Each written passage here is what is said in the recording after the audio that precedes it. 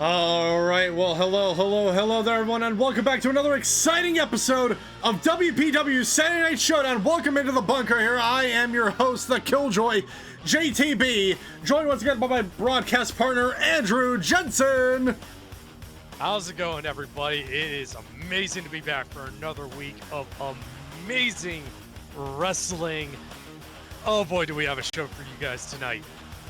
Yeah, the card that the commission has picked tonight is stacked. It is high stakes energy here tonight, partly due to the fact that in our main event, ladies and gentlemen, we have a championship match. That is right. Minuano, your Rockerboy champion, will be defending his championship against the one, the only, the beast, Fenrir, after the commission has surprisingly, seemingly awarded Fenrir with a title opportunity, despite all the actions that have transpired over these past few, this past month or so. It just still baffles me. I saw Alma backstage. She is up. She is moving. But, oh boy, is she pissed. I do not blame her whatsoever. We'll be seeing a couple members of the Four Horsemen, obviously, Minuano, your main event, and before that, you have Marisol Summercrest, who will be taking on the goddess Hel. We have a legend versus the demon match here tonight as Beowulf takes on the demon Jacob Storm. You have the Fangs of Vega in action there tonight as they take on the Primals. You have Atiena Ekwensi continuing to make her mark in the WPW roster by taking on the Rising Storm Shuria and the street performer Hijinks, one half of the Lucha Queens. And on top of that, you have the sheriff of WPW, Montgunnery, looking to continue to climb the ladder. This time looking to take on the dark magician known as Ignatius Black. But before we get to any of those other matchups tonight, we have Merrick the Hunter in our opening match. He was shafted from the opening match last week after being seemingly replaced by one Captain Pineapple, which I'm getting my notes here correctly. Apparently that was C4 from WDW. I'm gonna trust your notes on that one. Yeah, I didn't know he could wrestle. I didn't. Yeah. Yeah. Anyway, let's go ahead and head down to our opening matchup here, ladies and gentlemen. Are you ready to kick things off, Andrew? I am so ready. We have pay-per-view grade matches tonight on free air. I mean, come on. Who doesn't love this? Mm-hmm.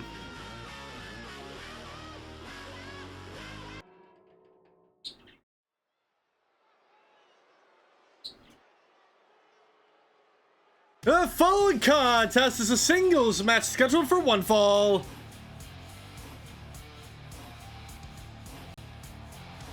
Introducing first,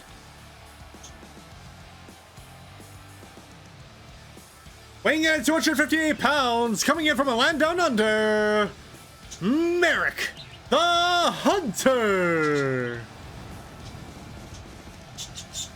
Obviously, Merrick the Hunter being a little bit upset from being replaced in what was supposed to be his matchup in the last episode here. I'm just happy he's coming out first, so unless Bastion's got some kind of surprise, there should be no shenanigery, correct? Hopefully. One can only hope. One can hope. It gets crazy down here in the underground. Yeah, I noticed. Also a little warm. No pun intended.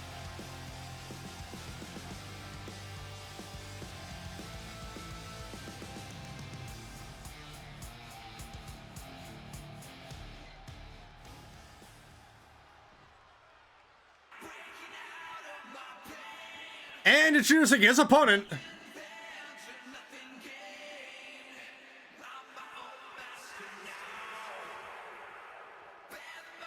weighing in at 268 pounds, wrestling out of Lake County, Illinois, Bastion Butler.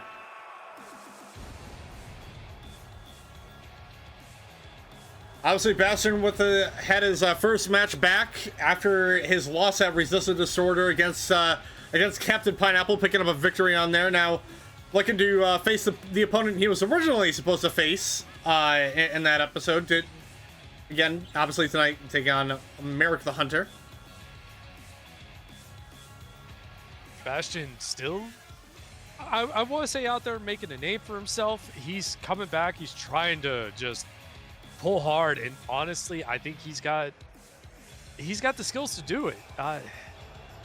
But after last week, where is his head gonna be, especially now facing his actual opponent?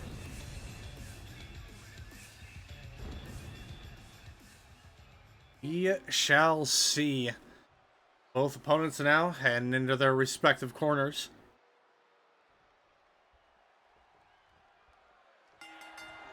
And immediately, with a forearm, trying to drop his back across the chest of Bastion. Bastion catching him with that clothesline.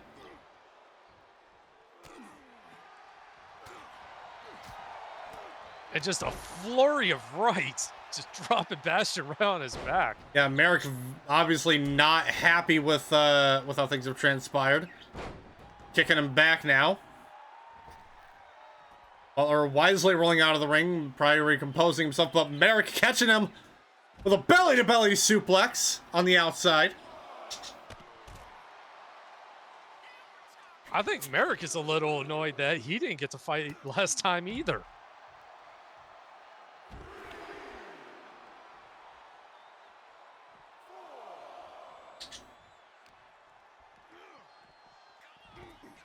Toss him near those steel steps with a leg drop. It looks like across the back of the head there.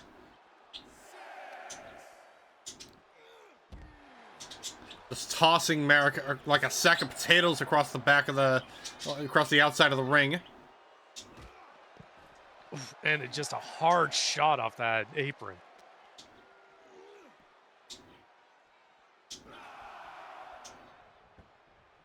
Both competitors back in the ring at the count of 10. And went for the springboard drop kick, a little overestimating the mark there. Well, from this angle, it almost looked like he was going for the ref, but I think they just meant boot to boot in the middle. Both of them had the same idea, but a flying knee to the jaw of Bastion there. Going for the cover now. Kick out at 1.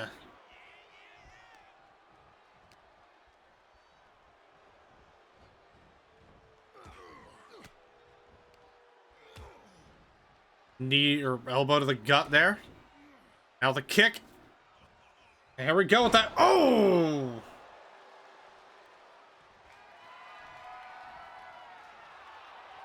Oh, Butler could be setting Merrick up for the cross-legged Samoan driver. Going for the pin attempt now. 2. Kick out at 2 by Merrick. Not enough to put him down. Already the crowd again behind this outstanding opening matchup here.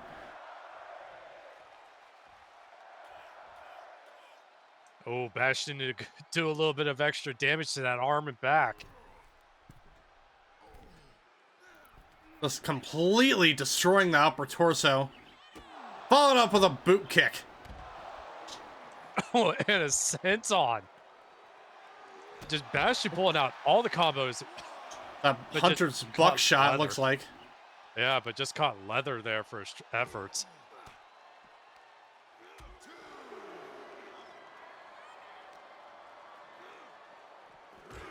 Oh, right into the barricade.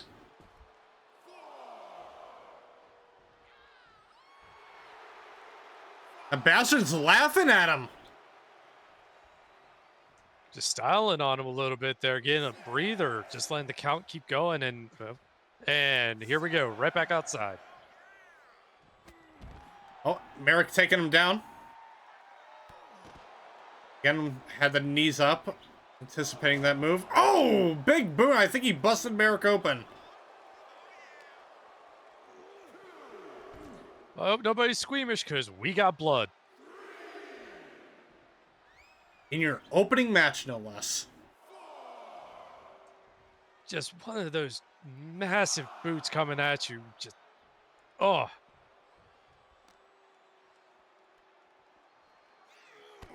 Oh, oh. Backbreaker right there on the Merrick. I need a chiropractor now. Merrick telling Bastion to bring it on. Bastion with his back turned.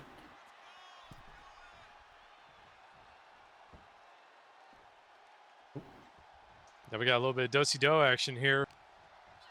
Maybe a couple of mind games.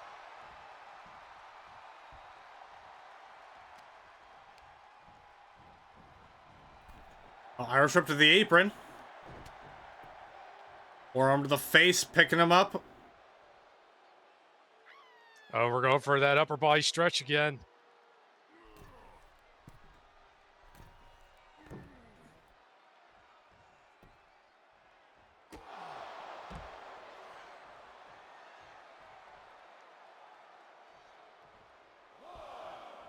At the count of 1. Oh, Bastion flexing, but Merrick catching him down in the corner. Series of knees to the gut there. Bringing him down even further. More kicks to the gut, lifting him up now by the legs and dropping him down to the mat.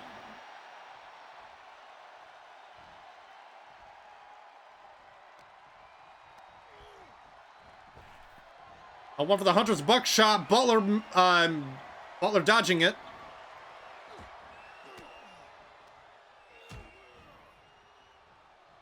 Wasn't sure what Bastion was trying to do there, but caught some elbows and just a stiff turnbuckle. I think that busted him open.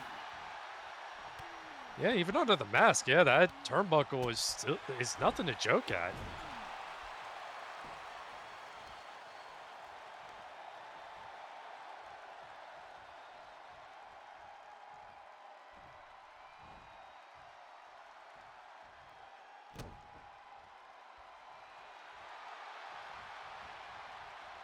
Butler catching him at the leg with the dragon screw.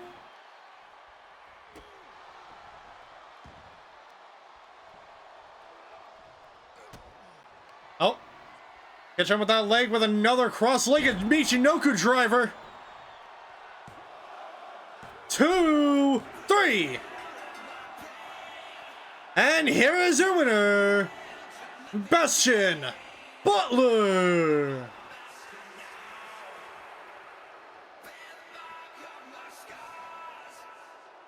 Two matches into the new year, and Butler's already got 2-0 for this for WPW. Great start to the year, and congratulations, Bastion. And Merrick, buddy, good luck with the rest of the year if this is the rate.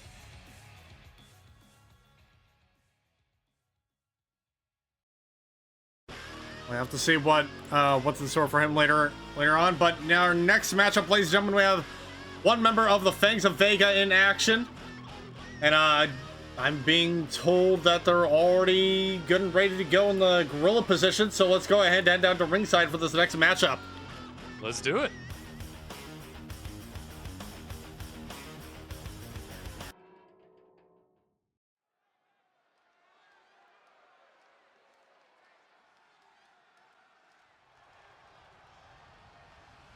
The following contest is a singles match set for one fall. Introducing first,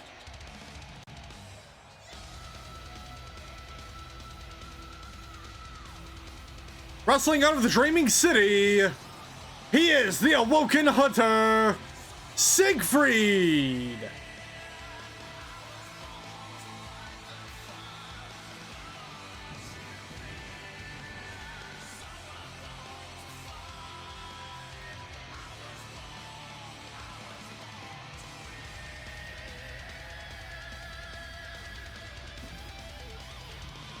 Siegfried, from what I'm hearing, has been having one hell of a time going through the galaxy and dealing with all manner of different types of alien species. I guess they're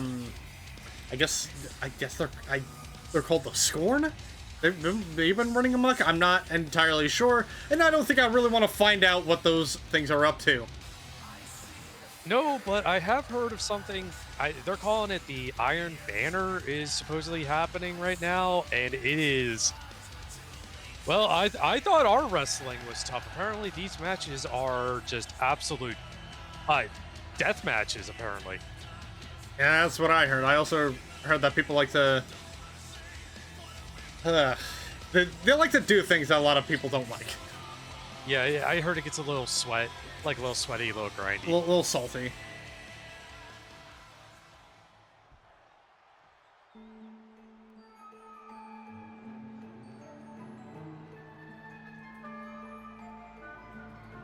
And introducing his opponent. Wrestling out of the Bear-themed Gladiatorial Federation, representing the Fangs of Vega, Kalindar, Hatafi. This is Hatafi's first singles match since the ambulance match they had with Anaj Avendash. That is just... The match just sends a shiver down my spine. Yeah, trust me. Don't watch WPW with the lights off, folks. No.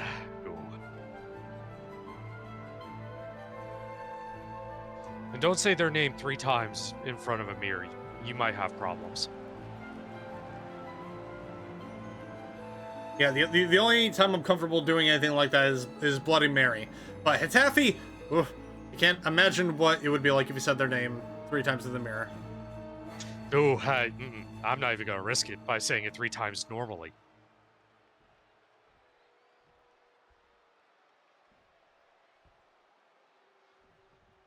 And tweeting on social media, Butler saying, I will say, your equipment is quite sturdy here. My home promotion is always using the crap stuff you get at Lowe's. But why? What? Yeah, why?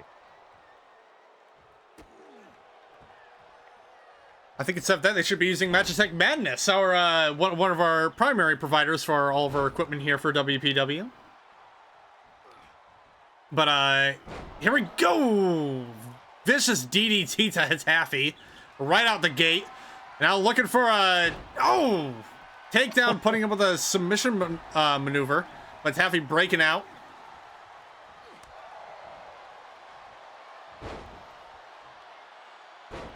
And Hatafi going to town on the knee there, just trying to loosen it up a little bit.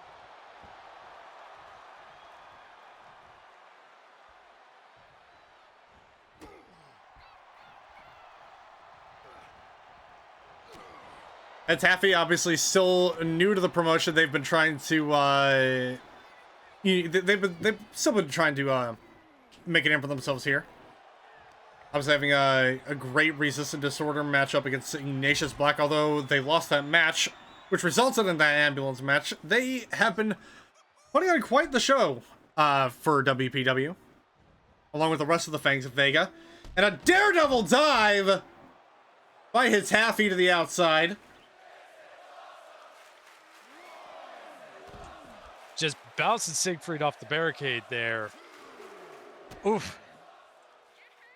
Just full speed sending it.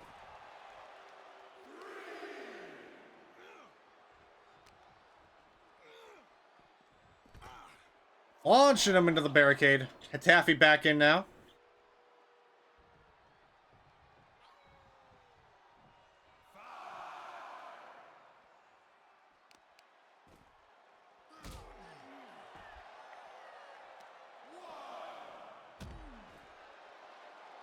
Now attacking that knee.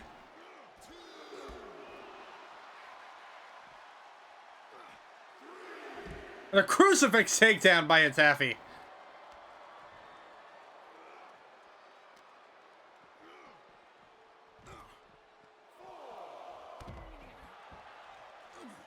Oof, and a running leg drop to boot. Like, what is going on here tonight?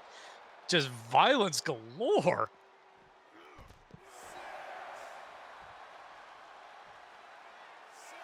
I bet still probably trying to appease the likes of Vega Von Ashim. Oh. Went for the abdominal stretch there, but Siegfried catching it. Around the world, tilt-a-whirl head scissors takedown. I don't even know what you would properly call that. They just spin around and take him down. Taking Siegfried to the top turnbuckle, but Hatafi trying to fight back a little bit. Siegfried making sure they stay down. God, what has he got planned here? Oh, whoa! Oh. Off the top! Just plant a Hatafi tree in the middle of the ring.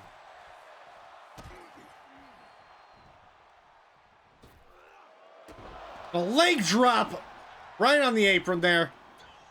That is probably gonna be thinking about what to do next, how to prevent Siegfried from going any further in this matchup. I mean, Siegfried may be a hunter, but he's fighting like one of the pillars of the Titans.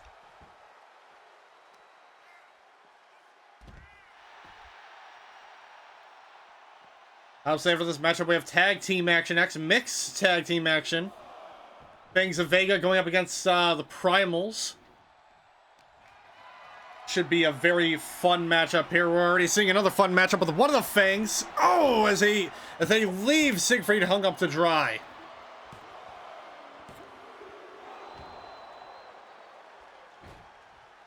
A solid kick out at 2. They're Yeah, so far this has been all Siegfried, and Hatafi's been showing some signs, but oh boy, Siegfried's had this thing in the bag. Hatafi needs to think of something here.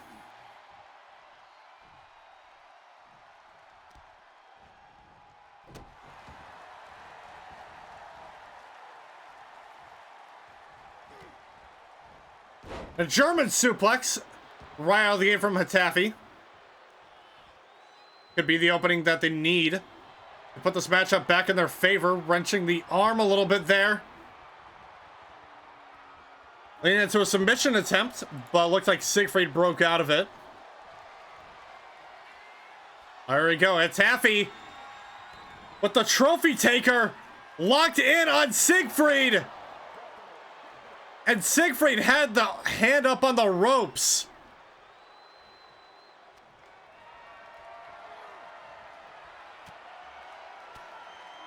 Hatafi obviously not happy with that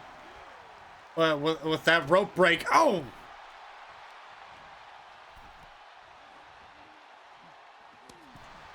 Ref in the right spot at the right time. 2 rope breaks in a row. Siegfried with a series of clotheslines, catching the leg, sweeping him up.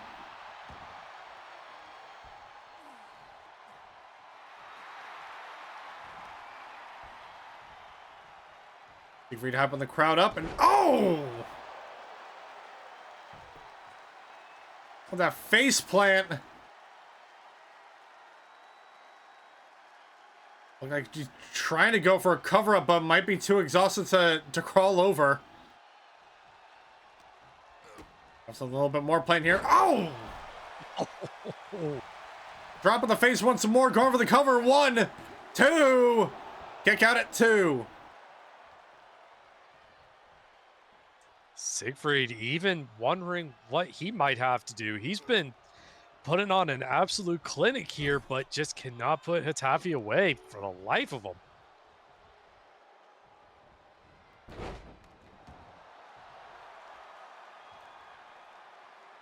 And Hatafi with that elbow drop there.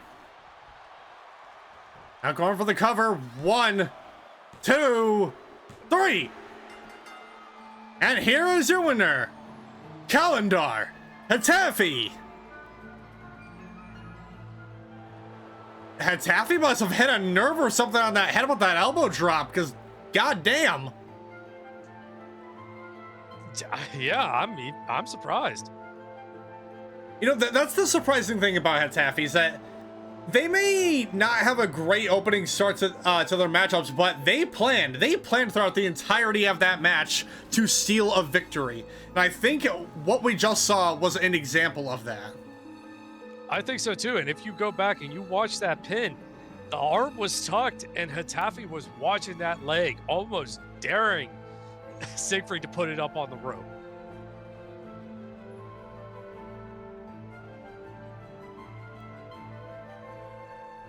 There you have an outstanding victory for one of the Fangs of Vega. We're going to see now if maybe the rest of Hatafi's tag team partners can pick it up with some mixed tag team action. Always exciting to see these kinds of matchups here in WPW.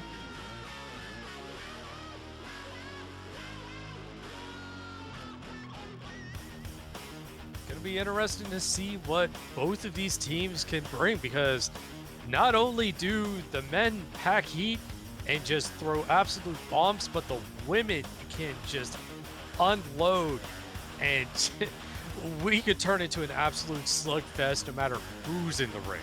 Yeah, it's gonna be quite the matchup.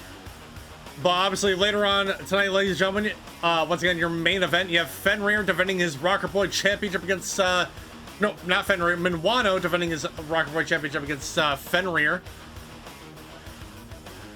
I'll say, don't let the Horsemen hear you say that, because, yeah, I would not want to be crossing them tonight. A Floridian slip. On top of that, we have another member of the Four Horsemen, Marisol Summercrest, taking on Hel later on, your penultimate matchup of the night. But with that being said, I think we're about ready to get things started for our some tag team action. Tag action, best action. Exactly. So without further ado, let's take you guys down to ringside for this next matchup.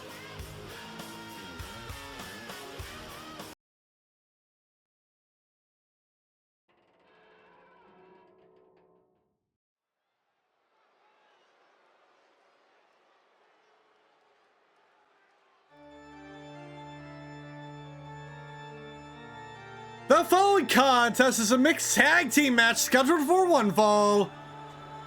Introducing first,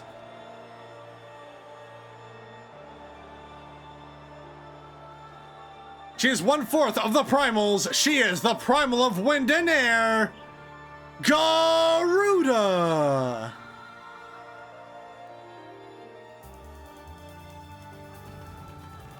Bird Mom in the house tonight.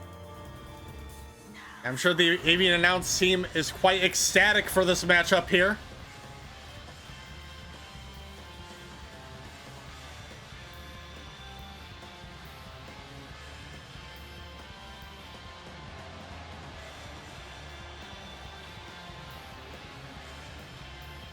Garuda also obviously known for controlling how mainly wind. Certainly helpful with her with some of her high-flying maneuvers. And introducing her tag team partner,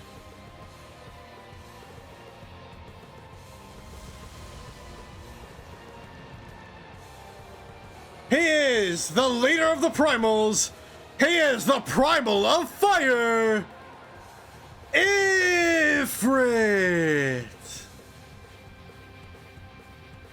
Yeah, and here's one thing that wind can do that can be very destructive, and that's when that's combined with fire. Just stoking the flames and just making that inferno burn brighter. You could not ask for a more dangerous duo.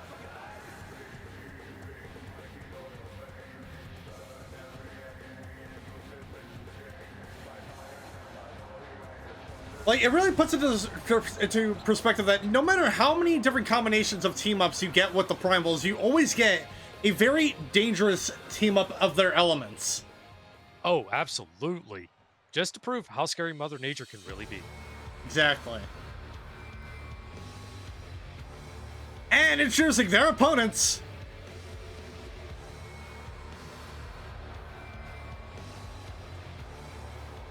at a combined weight of 558 pounds, the team-up of Sated Bone Crusher and Anaj Avandash, the Fangs of Vega.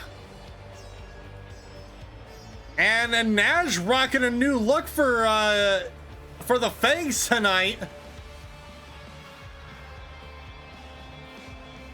Anesh, an absolute keeping honking mountain of a man.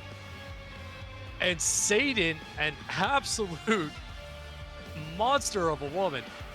Just two powerhouses for the Fangs tonight, and it's going to be a double chin strap kind of night.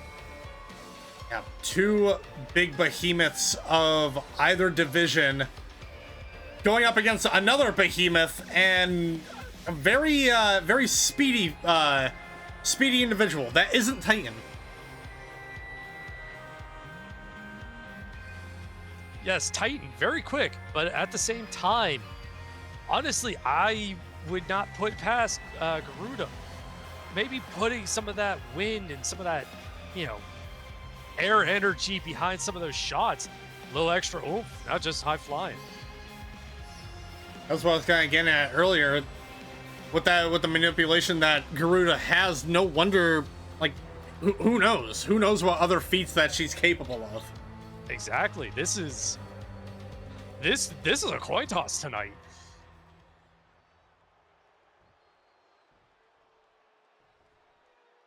Here we go, kicking things off. We have Satan and Garuda.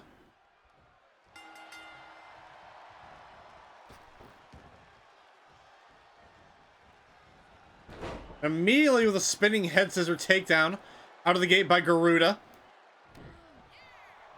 Followed by dropping the knee on the arm there.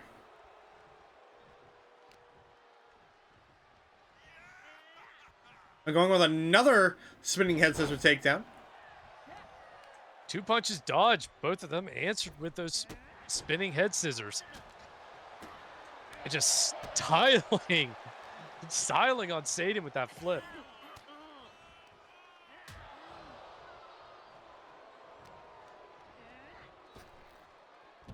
Also, for those of you at home, don't forget to hashtag Hail Satan.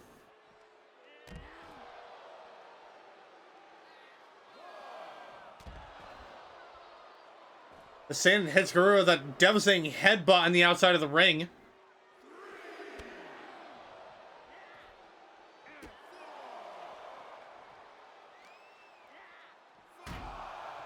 Oh, and a hard shot right into the stairs of just unimaginable weight. And front flip right on that that running somersault onto Satan.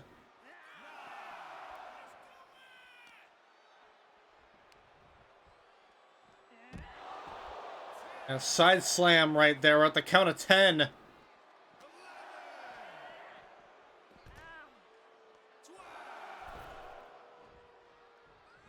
And Garuda looking to fly, and Satan just barely stepping back. A little bit of trash talk in there too. Oh, but eats Matt.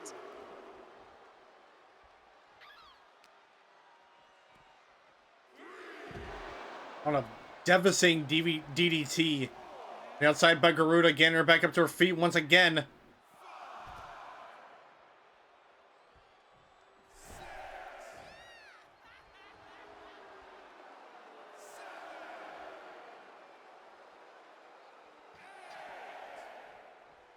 Satan stalking Garuda. Satan taking a minute, maybe trying to catch a breath there. And a little too long there. As Garuda hitting Satan with that takedown, followed up with a DDT.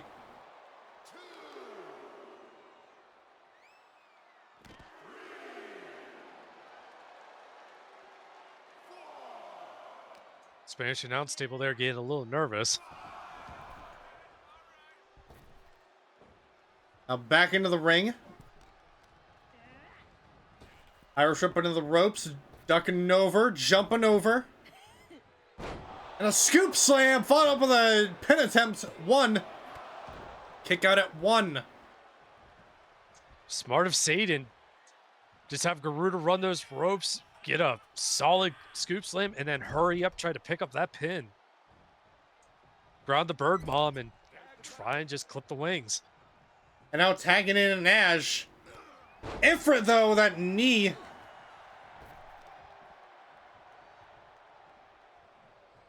Wait a minute. And Ash is wearing shoes. I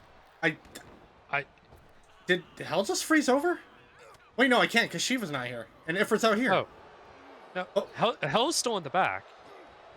Wait, hold on. Which Hel are we talking about? Are we talking about the fiery Hel or Hel the goddess? Yes? Either way, and Ash with the pin attempt kick out at 2. Sorry, Andrew.exe has stopped working. Hold on. Let me just. There we go. Okay. Well, okay. Whoa. I'm back. Okay. We're good. Awesome. We're good.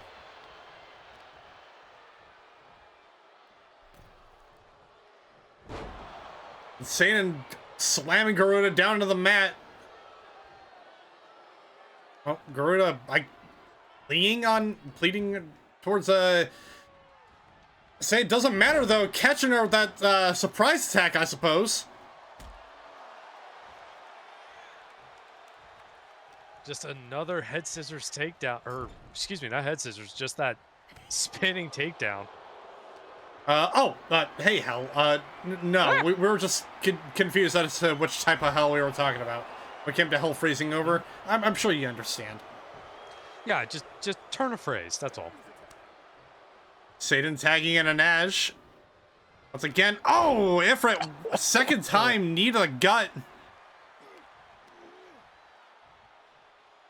And Ifrit with the pile driver on the mountain, going for the cover. 1, 2, kick out at 2. We have a mountain, we have fire. We have a volcano in the ring.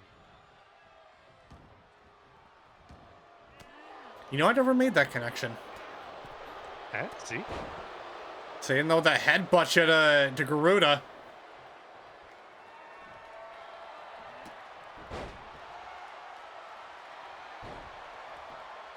Garuda with the pin attempt. 1, kick out at 2, or kick out at 1.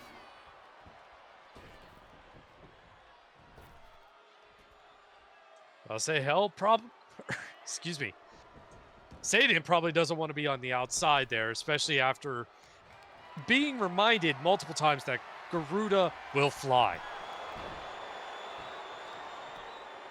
Saying that as Satan leaves her hung up to dry on the ring ropes. Tagging in Anaj once again. Oh, and now Anaj getting the upper hand out of the gate. Now over onto Ifrit. Oh my god.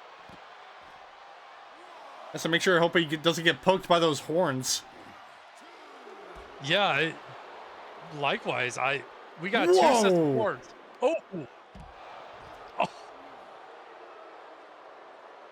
Abdominal stretch and then just getting dropped right on the back of the shoulder blade there.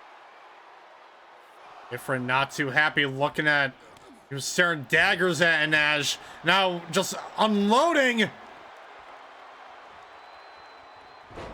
And with a face plant to the ring. Going for the cover. 1, 2. Kick out at 2. Looked like Satan was just barely able to break up the pin attempt. Just those meteoric fists. Oh. It's like getting hit in the chest with a VW bug.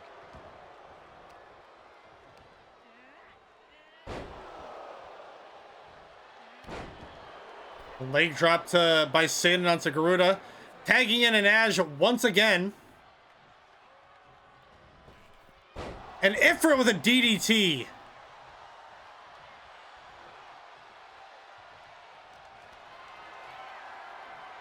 Lifting up the mountain. Hit him on that turnbuckle before dropping him over. Now with the pin attempt here. 1, kick out at 1. And a knee to the jaw. Followed up with that takedown maneuver. And a super kick to Ifrit. Ifrit stunned slightly, but still able to get this set up and just slamming him down. Ifrit tagging in Garuda now. And a head scissor takedown by Garuda. And a spinning pile driver. Going for the cover now. 1. Kick out at 1. Satan rolling out, and Naj hand back in after Garuda tags in Ifrit. And Naj's still a little bit wearied after what Ifrit did to him, but that's not stopping him with that takedown.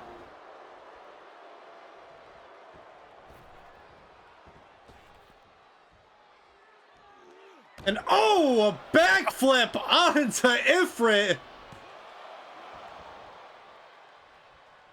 Just from a standing position, the absolute height. Devastating. Oh. There's a blows followed up with a DDT to end things off. And a outside again. The corkscrew crossbody.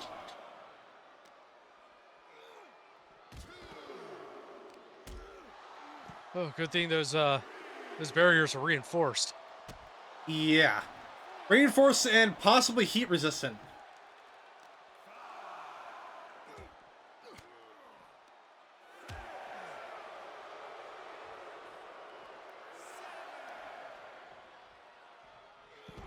Oh! Modified Michinoku driver there by Nash to the outside. We're at the count of 9. Is a Nash possibly looking for a potential count out?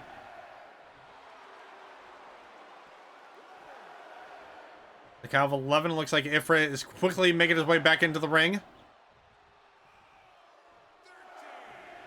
At the count of 13. And Nash, oh! Oh!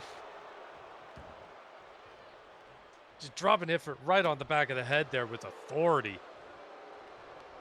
And a super kick to the Primal. Oh, dear. Oh, no. Uh-oh. I think we're looking for under the mountain, but Ifrit rolling out of the way, followed up with a DDT. An elbow drop to boot. Cover up now. 1, 2. Kick out at 2. I'm pretty sure there is now a dent in the ring just where his head hit. That was, oh, and maybe another one where Satan hit. 1, 2. Oh, kick out at 1. Ooh.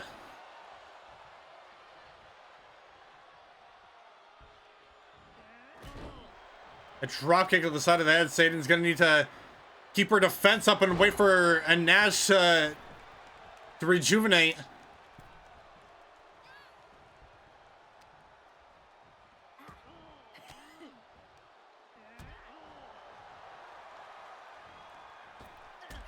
A springboard drop kick to Satan. The Primal's going for headshots largely tonight.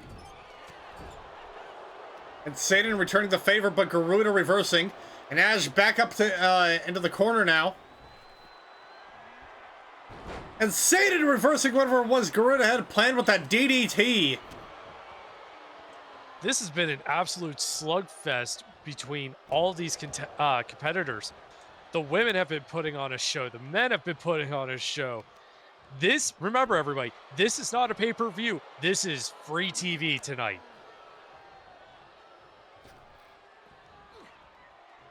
Oh, and Anaj with that head scissor takedown. I can only imagine Luther and Vega are in the back smiling with a very gleeful smile. Oh, absolutely.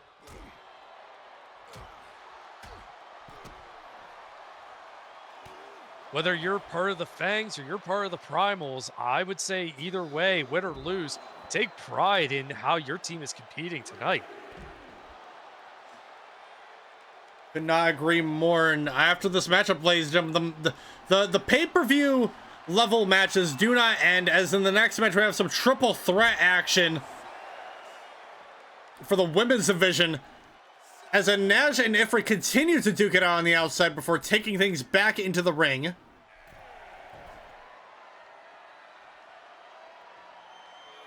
And one for the elbow drop by Nash, rolling out of the way. We are now 0 for 2 for big men going off top ropes. Oh. And oh! Double oh. Went for that pin attempt, but Garuda right there to break it up. Just a double barrel foot stomp there.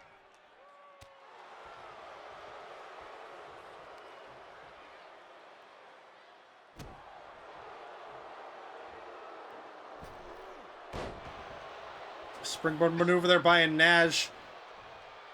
Is continuing the beat down onto Ifrit to the top turnbuckle. He goes though. And oh, went for another under the mountain, but even still, despite the dodge, still catching up with that strike to the jaw. Ifrit though putting odds back into his favor, slamming Naj's head down to the mat.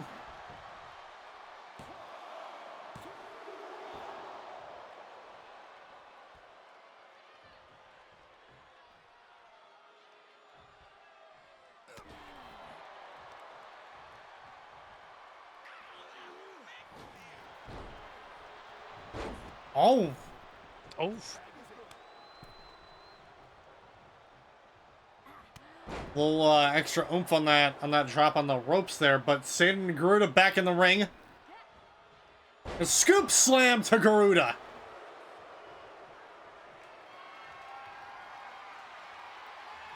Oh, now lifting her up with a Dominator. Going for the cover now. 1, 2. Kick out at 2.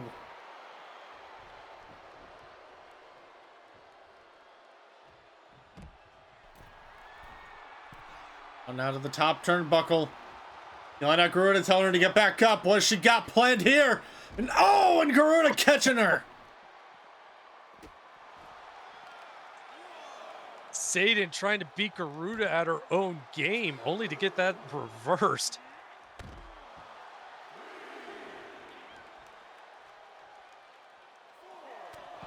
A spin kick right across the face. Followed up with that neck breaker.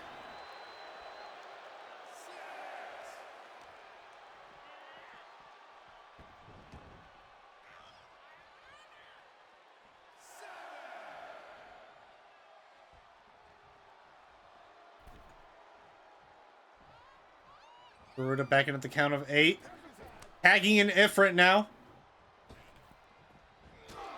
And a big boot to the face.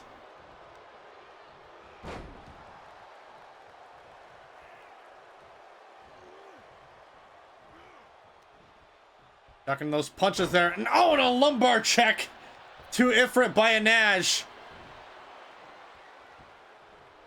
And tweeting on social media, we have Lady Kathgina saying... What? Oh. Hi, Kath.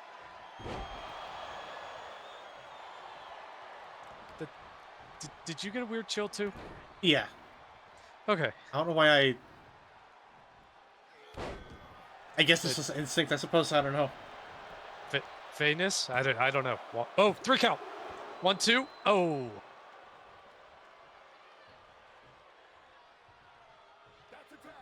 Sorry, still getting used to faintness. Yeah. Face shenanigans is something I've grown almost numb to it. I like to tell myself every night. And Garuda with a drop kick to Satan.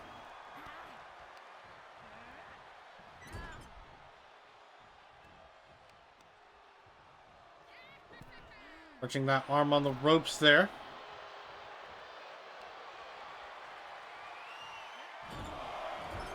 And Satan bobbing the head of Garuda on that turnbuckle.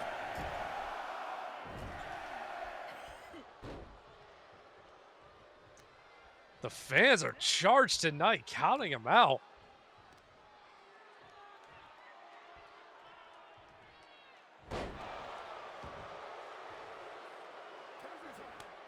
Tag me to Naj. Knee to the jaw. We're rolling outside of the ring. For trying. That could have been very bad for Garuda. Very bad indeed. And oh. And a Pele kick across the back of the head.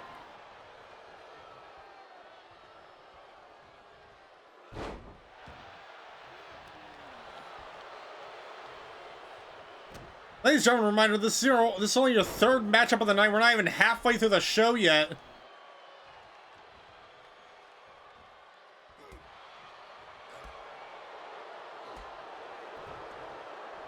As it's taking down Ifrit from the ropes. Going to the top turnbuckle now.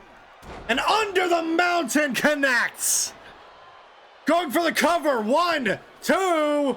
Kick out at 2 by Ifrit. Finally gets in, not able to pick up the victory. A springboard maneuver is still not able to land.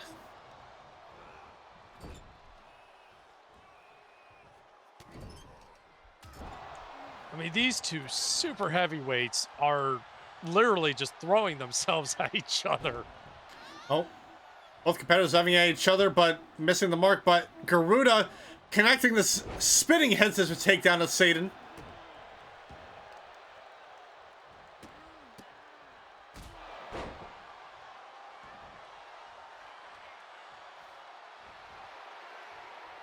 Oh, in the corner now. She's right where Garuda wants her. Oh, and Satan just barely dodging out of the way. Looked like maybe a little hiccup in Garuda's step there. We go for the pin attempt, kick out at 2.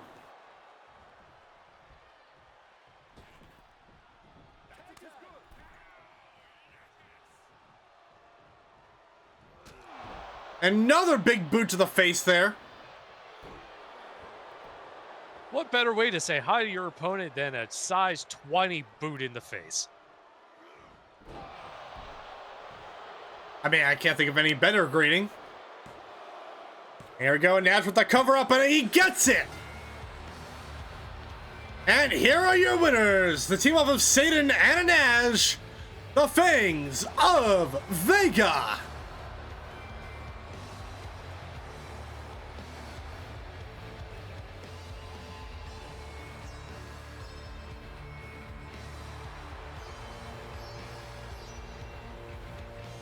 The Fangs making their presence known here in WPW. Oh boy. Yeah, I'm actually just full on impressed with both teams tonight. And like I said, it doesn't matter if you're Primals or Fangs, be proud. Because, oh boy, was that an incredible match by all sides. Yeah, a very amazing tag team match there. I can only imagine Luther and Vega are in the back smiling the big smile.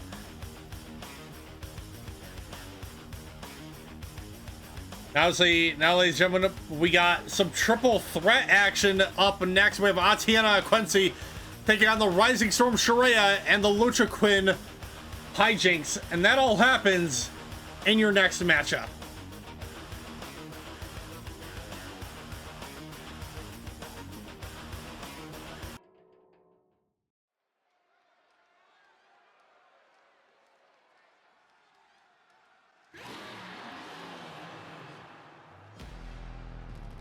The following contest is a triple threat match scheduled for one fall.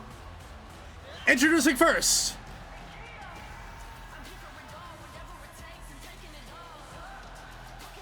weighing in at 220 pounds, Atiena Ekwensi.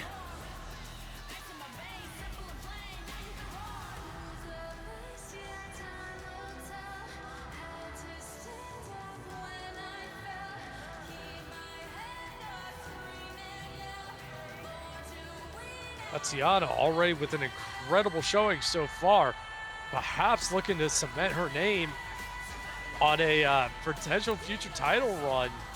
Be interesting to see where she goes from here.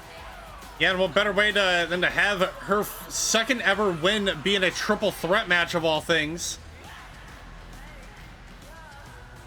Obviously had a great matchup against Lady Kathgina in the last episode with her debut.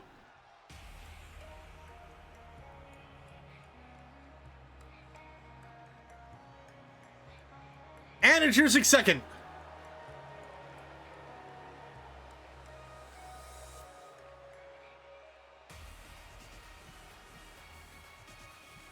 weighing in at 190 pounds, She is the Rising Storm, Shuria.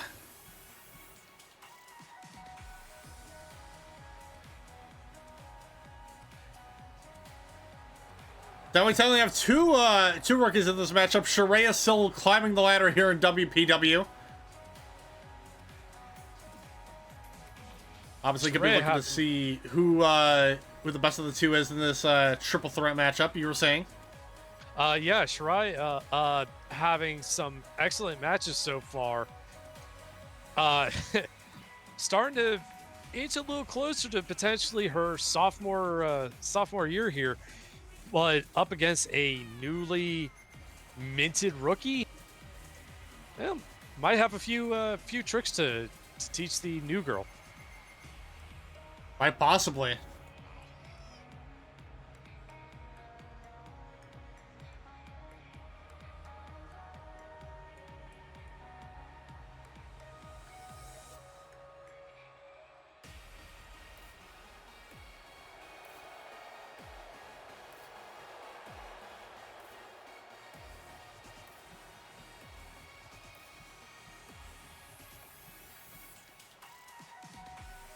Already has gotten love from the fans.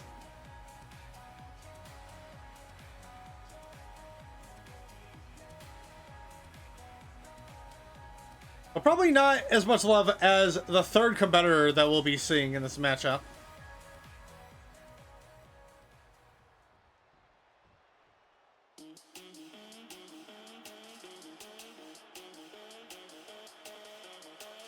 And introducing third.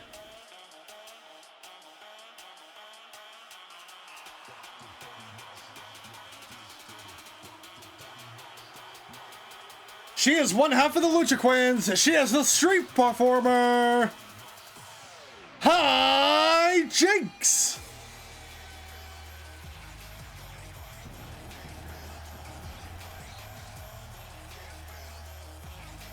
Lucha Queen in the house. Hi Jinx, the street performer of Japan and owner of the Thrills Kicks shoe brand. Get yourself a pair over at the concession stand. The resident sneaker queen herself is here. No, seriously, everybody needs to go get a pair of the shoes. They are extremely comfortable. Yeah, very comfortable. It's almost like I forget I'm wearing them.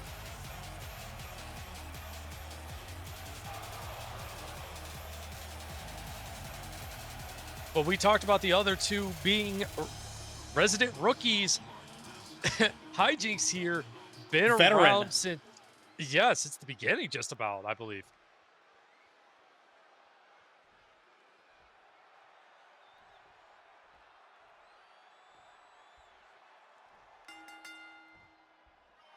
Here we are, ladies and gentlemen. Oh, Shuria immediately taking down both Hijinks and Atiena.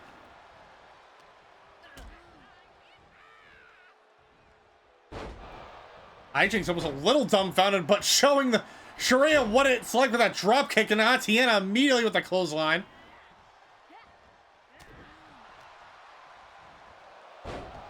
The sling blade followed by a drop kick by Hijinks.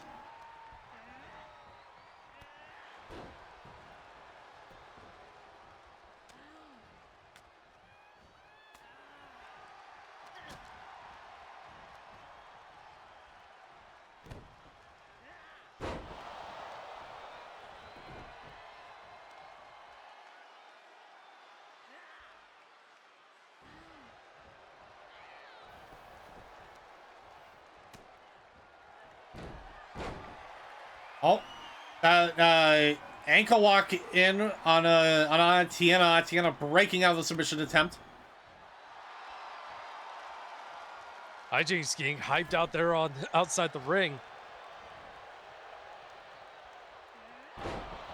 Just letting the two of them work it out a little bit here. A DDT to Shuria. And just a quick DDT and a standing moonsault to boot.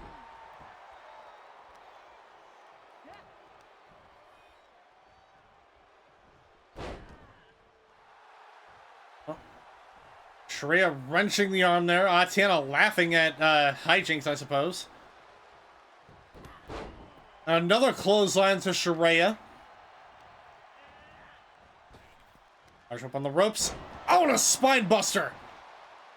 Going in for the cover. 1. Kick out at 1.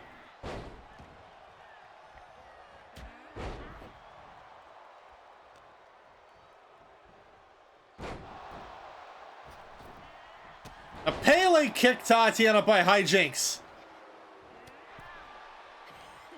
Shuria back on the inside of the ring. Obviously in triple threat matches, there are no countouts and no disqualifications. Anything goes in these kinds of matches.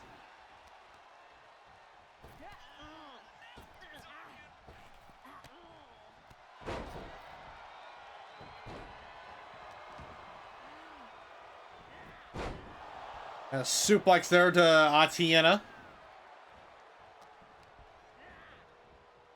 And remember, everyone, people are weapons, so even if you wanted to throw your opponents around, you're more than welcome to.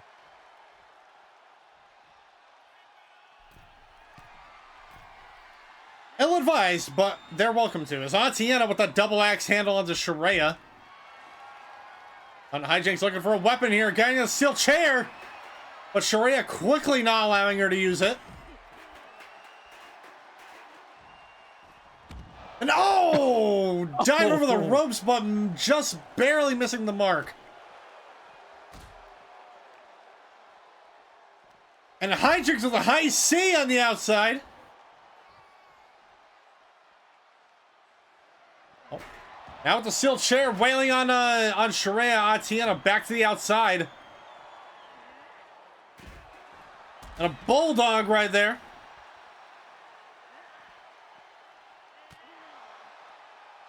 Atiena sending some boots there to Hijinks and then just eating ring apron. Oh, went over the top again. Hijinks not hitting the mark.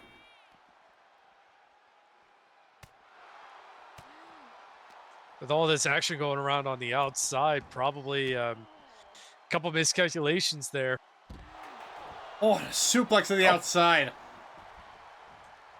Looks like her knees might have caught the edge of the chair there.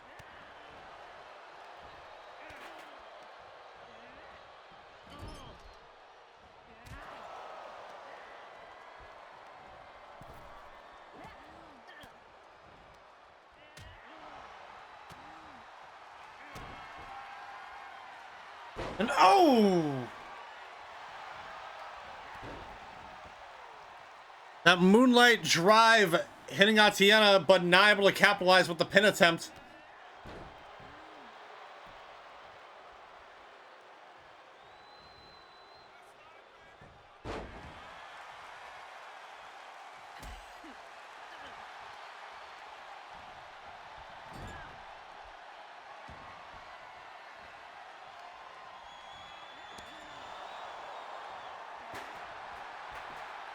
All right, here we go. Sleeper hold locked in on Hijinks. But Hijinks able to roll out of it.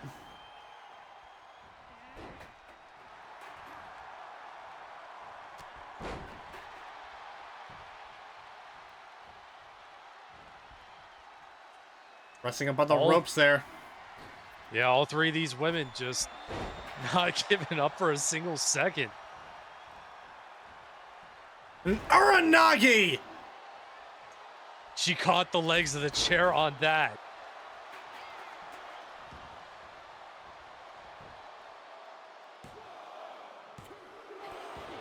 With the cover up there, but not enough.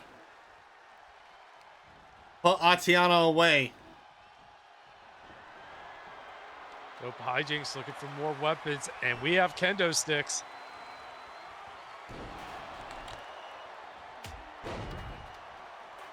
We had kendo sticks.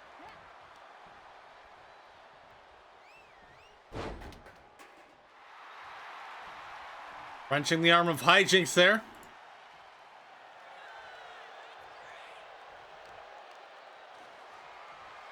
Oh, Atiena looking for a weapon, grabbing another steel chair. And wailing on the head of Shuria. Shuria, though, knocking the chair away. A clothesline by Hijinks.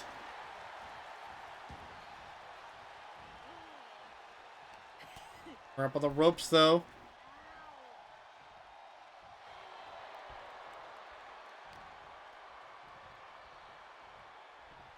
And one for the butterfly suplex, but hijinks reversing. Drop kick by Atiena. Grabbing that chair once again. And slam onto hijinks. Going for the cover, but looks like Shuria right there to break up the attempt. And dropping both of them down on both those steel chairs. Just sternum and all, and that steel got an armbar in. Pele kick by hijinks.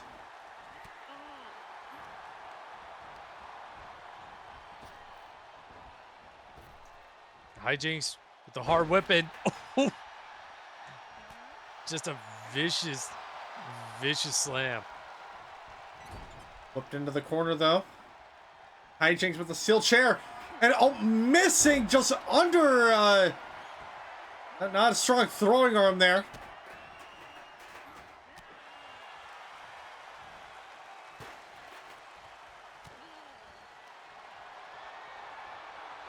Trying with the abdominal stretch there, but making sure the submission attempt isn't successful.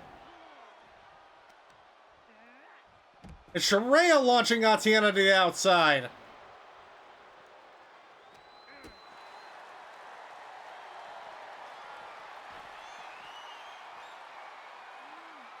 Oh, submission on the outside, but Cross face, but not going to do it. And I think Atiena tapped out, but obviously no submission attempts or covers on the outside of the ring.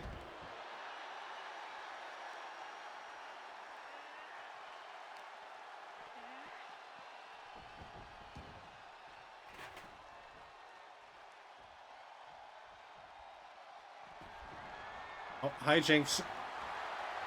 Grabbing another steel chair. The submission attempts, breaking up the submission by Atiena there. A series of blows to the gut by hijinks. Oh, and had something planned for Shuria, but Atiena catching her.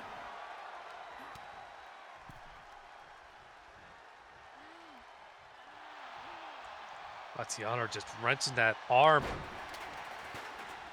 And just go for another submission. Shuria, though, breaking it up.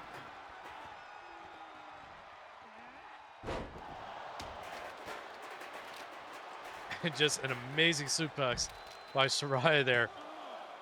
Quick pin. And here is your winner, Shuria. The Rising Storm overcoming all odds in a triple threat match. Landing Atiena her first loss.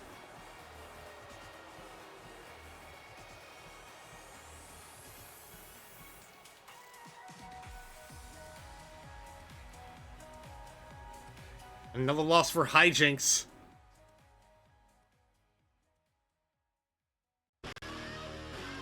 I think it's safe to say after all the great matchups she's had, I think it's safe to say that Shuria is basically now a mainstay here for WPW. I would say so. And that's not knocking hijinks or Atiena, but just an amazing showing all the way around. Absolutely. Well, now we are in the halftime here, ladies and gentlemen, so we're going to go ahead and pay due to our sponsors. So we'll see you back. We'll see you back after these messages. See you in a minute.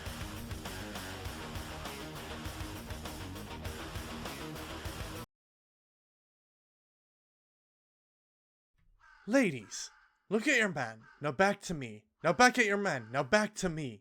Does he look like me? Hell no. But can he smell like me? Hell yes! Beowulf's Monster Blood Blend is my brand new fragrance for men in deodorant, body wash, and shampoo varieties. Made out of the finest ingredients gathered from the corners of the 9 realms. So now you can smell like you just wrestled a demon buck-ass naked in the midst of smoke and the scent of mead on your skin. slayed your draconic son, and fought many a dangerous monsters of the deep. Beowulf's Monster Blood Blend. Live like a legend, be a legend, smell like a legend. Not made of actual monster's blood. Any blood found is merely a coincidence, nothing more. Please don't sue us. Start your day right with the clean, sweet spice of Brass Kettle Blend Turkish coffee. One of the day's best perks. Because nobody does coffee better than the Turks. Put the pep in your step with Lucky Potion, a Did It Alchemy and Catering specialty product.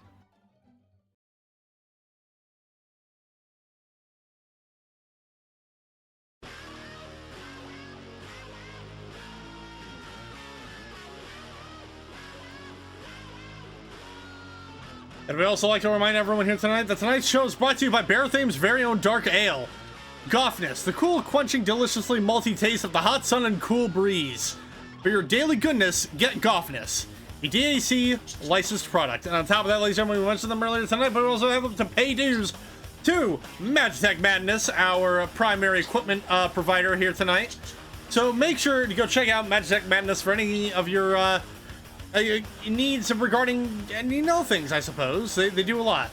So just make sure to do a deep dive on their catalog. And, hold on, I'm being given a note here. I guess I, forgot to do this at the beginning of the show, and I don't know why we're still doing this, but, Aura. You know, the person that did that is an evil genius, I am sure. Very evil. Much genius. But very nice and very evil at the same time, I would assume. That's just my opinion. Well, yeah, what could assume?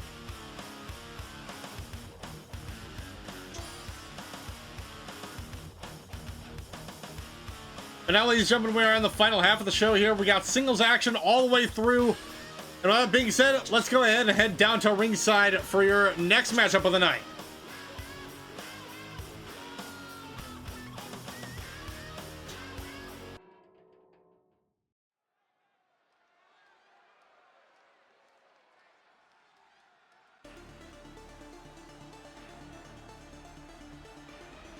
The following contest is a singles match set for one fall.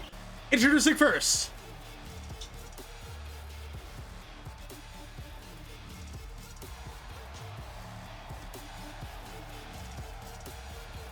he is the sheriff of WPW, Montgunnery. And some technical hiccups here. I'm sure these will be fixed in just quick moment. It looks like we're good now. Here I have Montgunnery who has made it no secret that he is looking for championship opportunities, and he has been putting on quite the show over these past few episodes, and obviously looking to continue this little streak of his. This time going up against the Dark Magician.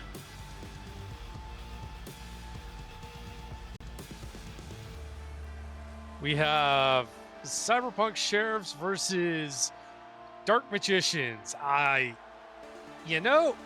If you just can't make this up. I'm trying to find a good joke and I just cannot make one up. I mean, I'm sure whatever you come up with, it'll be 10 times better than whatever I was gonna say.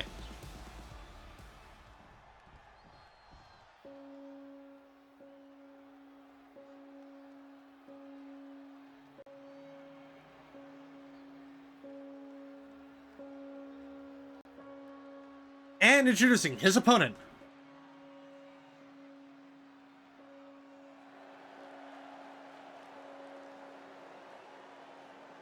He is the Dark Magician, Ignatius Black.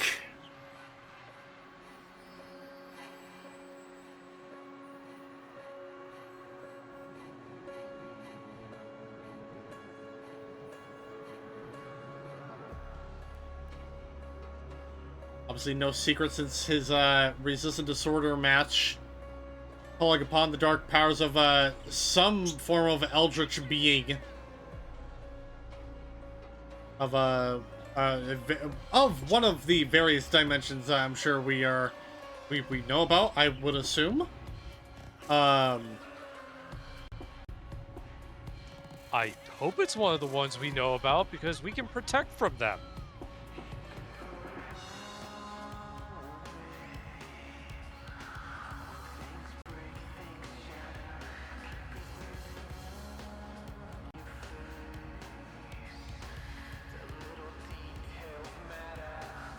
Obviously praying to, I believe it was his first ever showing here in WPW. He mentioned fearing the equivocation, which I do not want to know what that might be.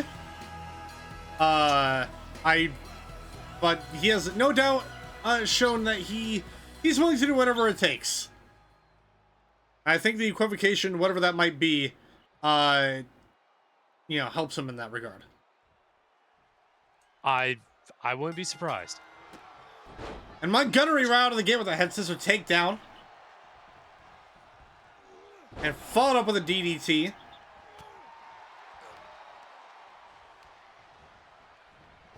Montgunnery not wasting a second here, just getting quick offense right out of the bat. And, went for a scoop slam, but got blocked.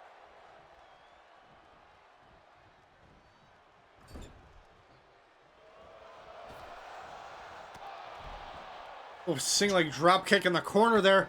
With a standing moonsault, but not enough as Ignatius had the knees up in time.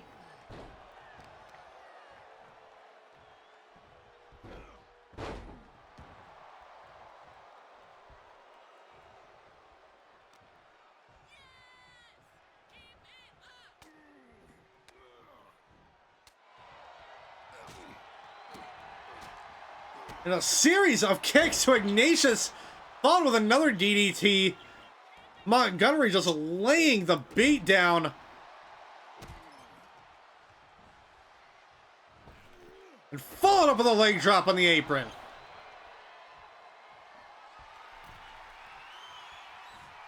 Went for the dive, but missing it.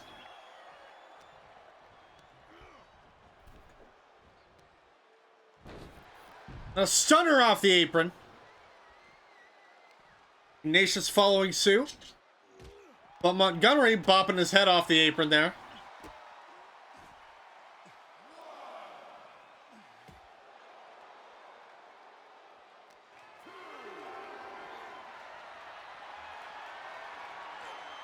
And dropping Montgunnery out of the barricade. Ignatius back into the ring now. Kind of pumping himself up as Montgunnery makes his way back into the ring. Montgunnery, though, with a Spanish fly, followed up with a pin attempt. One.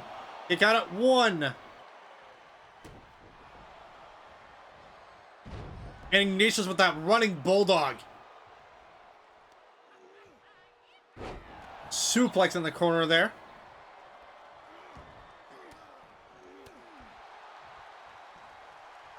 So I feel this has been a pretty good back and forth between both of these competitors. So far, yeah. Pretty evenly matched. Oof. Atomic drop. And a springboard single leg drop kick. Montgunnery quickly rolling out of the ring. Catching Ignatius, rolling him back to the inside. Oh. Ignatius. Oh! Slammed down to the mat.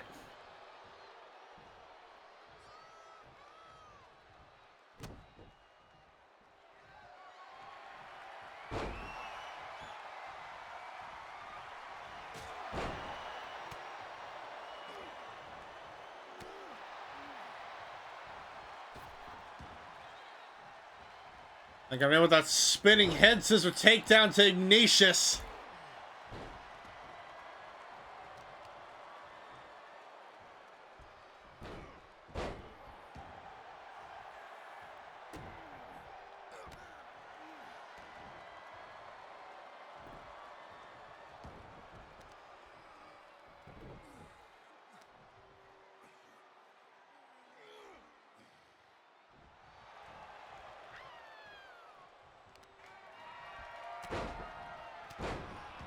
Black quickly putting odds back into his favor.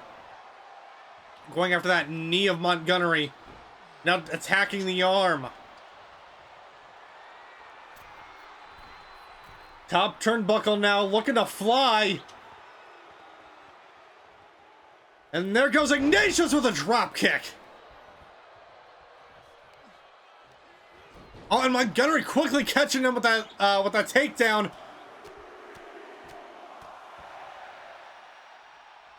There's a blow to the face. Another one with a knee.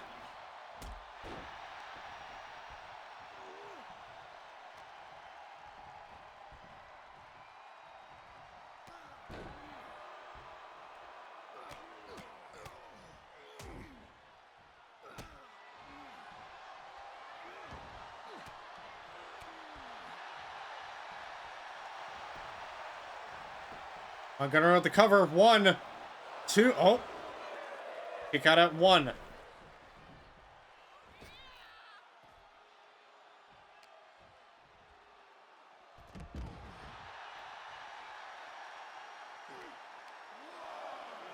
DDT to Ignatius.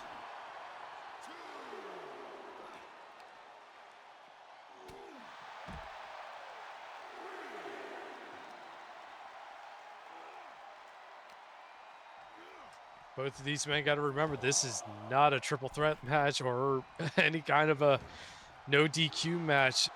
Those countouts, they'll cost you the match, even though they're 20. Oof. Oof. That inverted cross. Really, I believe that may have been standing ovation by Ignatius.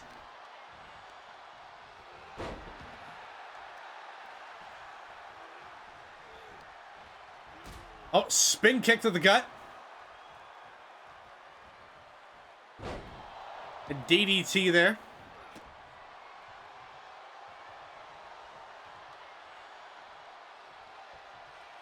Taking the sheriff back up to his feet. But Montgunnery breaking out of whatever it was he had planned. Whipped into the corner. Oh! Oh, here we go. Montgunnery with a standoff. Going for the cover. That could be it. 2. Kick out at 2. Oh, Montgunnery having another thing planned. Couple of looking to add things off with a high noon, and he lands it with the cover. 1, 2, and another kick out at 2.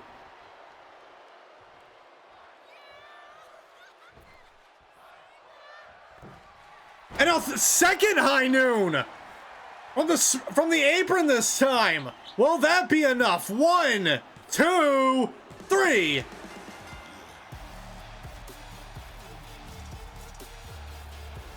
And here is your winner, Montgunnery.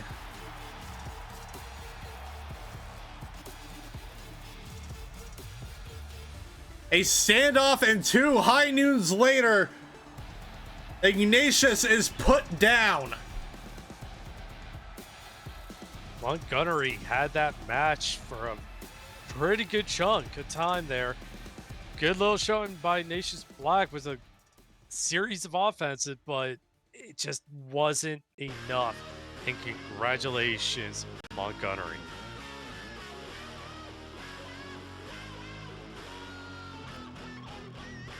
And who knows, maybe if whatever is happening with the commission gets underway, because there's been some speculation as to whether or not the commission gave Fenrir this title opportunity willingly. Obviously that's a lot of alleged accusations being made that are not from me. I heard from somewhere else. We can neither confirm nor deny.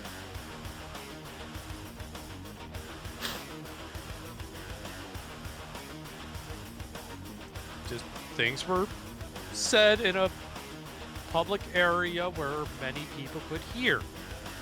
Yes, and also security cameras. It's plenty of security cameras, and we were together. Witnesses right here. Yeah, we have an alibi. We have alibis. Anyway, yeah, we have an alibi. Wait, hold on, we're getting... Oh, are we getting some camera? I guess this was... They've been shot earlier today. I guess we're gonna be hearing from both Jacob Storm and Fenrir, so let's go ahead and hear what they have to say.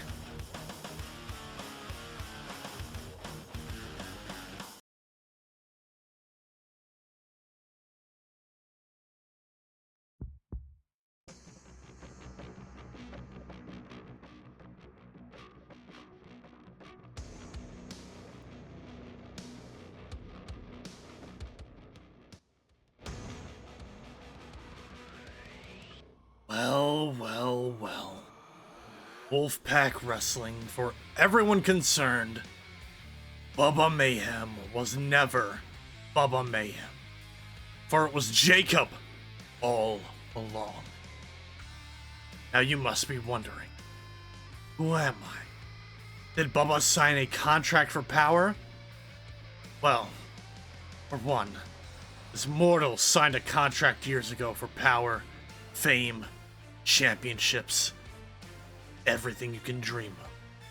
And he broke it so he could be free. Yet he lost every single time. He has lost touch. For now, to the commentator who said that we may need a priest. No priest will help this situation, but we will cross that bridge when it happens. Now Fenrir sees potential in Jacob. When I saw the lantern, it spoke to me that I could cause so much chaos, destruction, and carnage. So I went to one of the head demons in the Frost District of Hell. Asked for it to happen. But why don't we let that be a surprise, shall we? To WPW entirely, Frost Code initiated.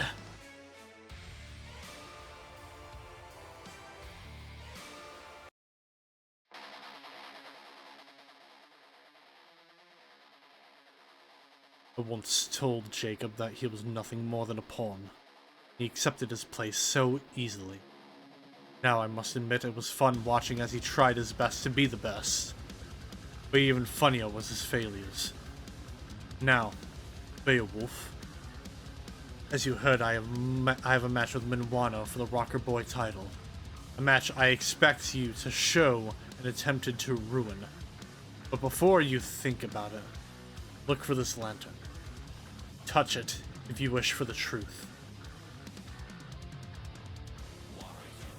If you are brave enough to want the truth, then I expect you to hold nothing back.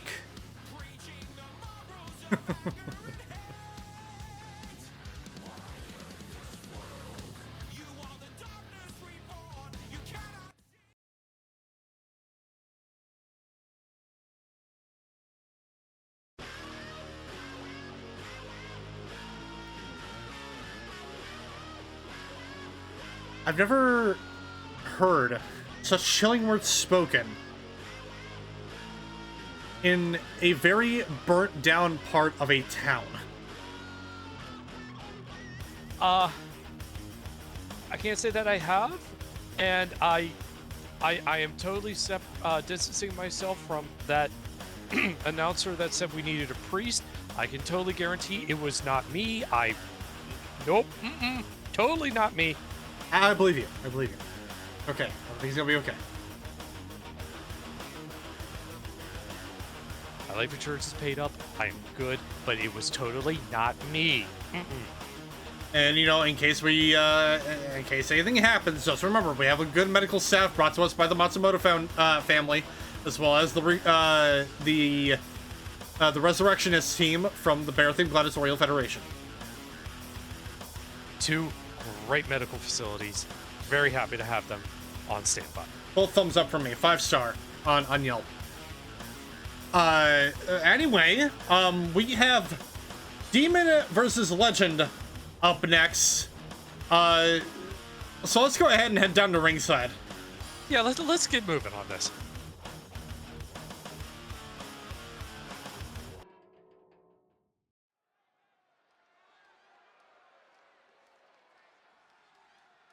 You think you know? The following contest is a singles match set for one fall. Introducing first,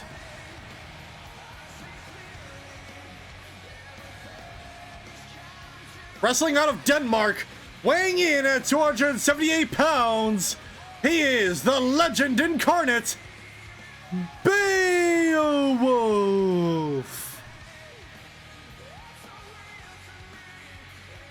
Beowulf, obviously, no doubt, obviously having eyes on that main event. As Beowulf stated a while back, Fenrir winning the title is what kept him, was what kind of kept him held back for a little bit. Which is why he took the opportunity he did at the in the Resistant Disorder to get the jump on Fenrir. And he's actually going to be getting one of the matchups he kind of requested in that same statement of his, going up against Jacob Storm. Now, obviously looking a little bit different. A little bit of a glow up.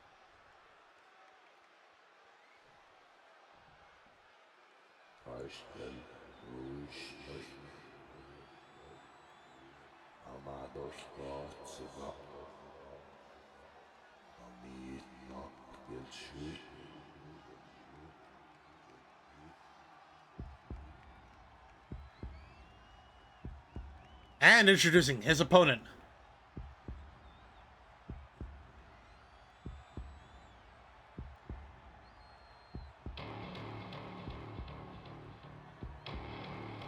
Representing Ragnarok.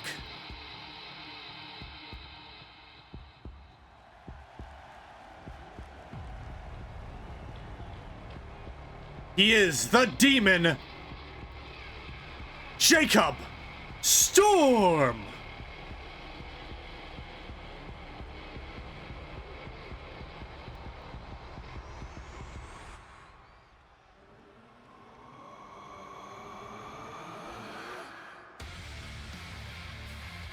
I guess Jacob also decides to don some new threads for the new year. Even though he had a, I guess, re-debut the last one?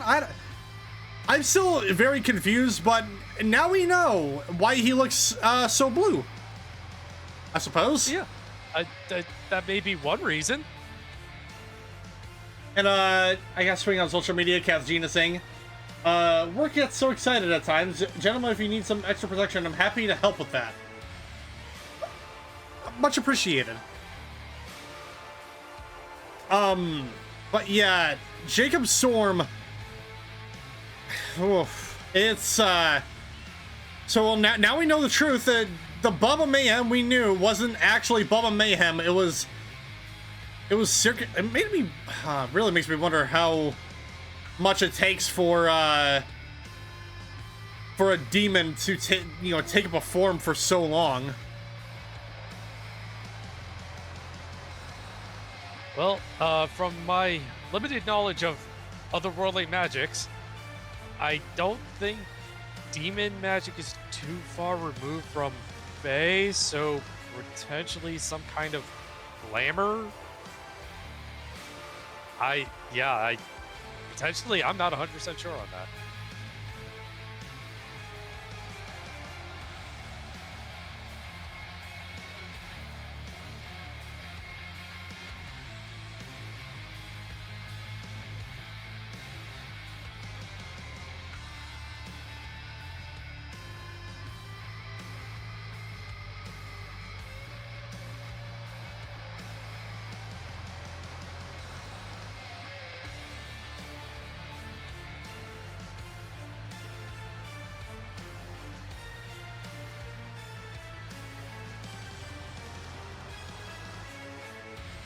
Now, obviously, I would assume Beowulf a little bit thrown off at this point, knowing that this is no longer Bubba Mayhem, but now the demon Jacob Storm.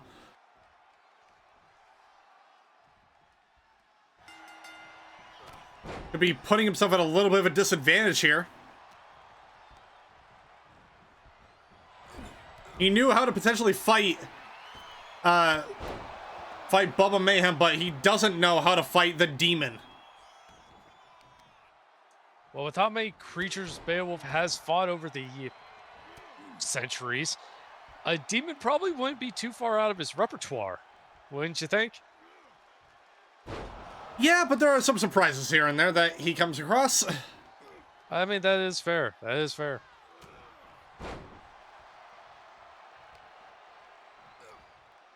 Like, keep in mind, this is a man who mainly fights, you know, like trolls and other types of creatures in over in Scandinavia. I don't think demons are necessarily too common over there.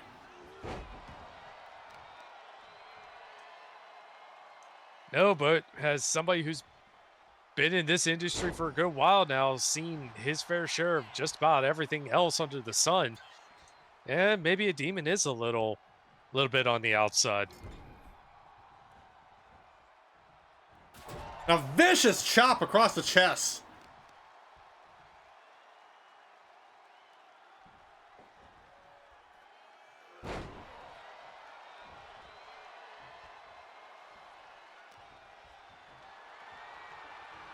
Wrenching the arm there of Jacob, but Jacob with the boot to the gut.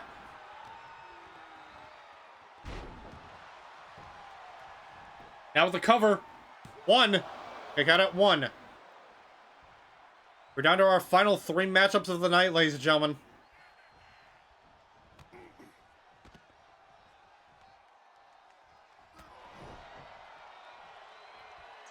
Inching closer and closer to our title match main event. Fenrir and Minuano.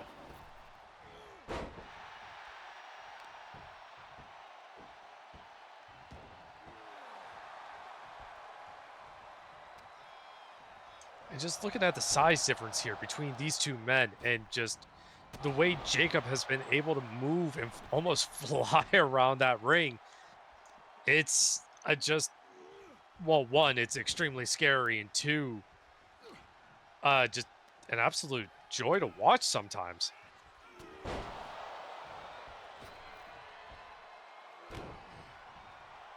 I mean, no doubt entertaining for the crowd and those watching at home. But probably a little bit terrifying if you're facing it up close. I mean, you're literally fighting, you know, pun unintended, you're literally a man possessed. Yeah, inside the ring, definitely.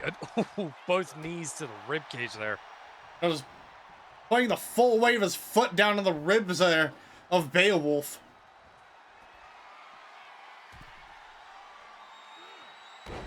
Out a splash right there with the cover. One. They got it, one. Drop kick to the back of the head.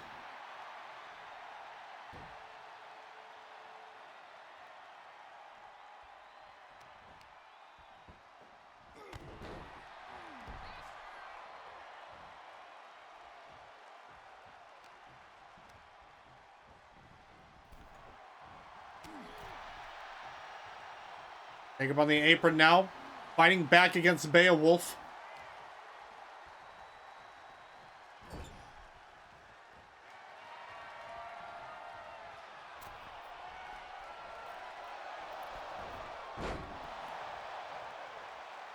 There you see Fenrir watching this match closely from the gorilla position in the back.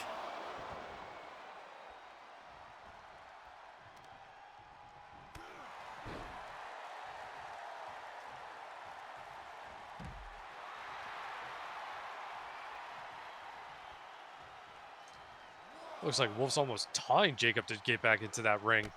And oh, with an elbow over the top rope. Well, if you're not coming to me, I'm coming to you.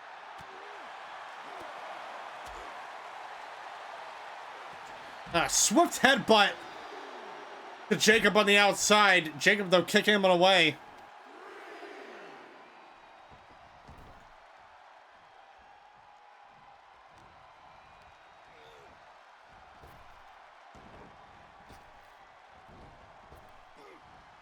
And oh, scoop slam by Beowulf.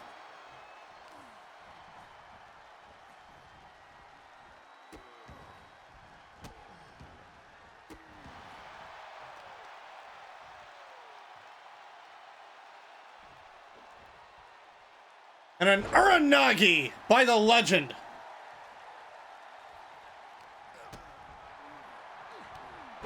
And tweeting on social media, we have Hel saying, remember, Jacob, don't break this one. You know what? don't What's like- that supposed to mean? I don't like the implications of that. Whoa.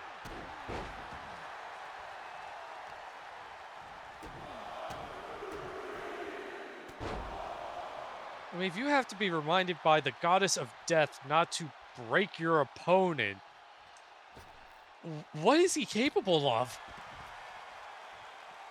I'm only going to assume many things that we have yet to see.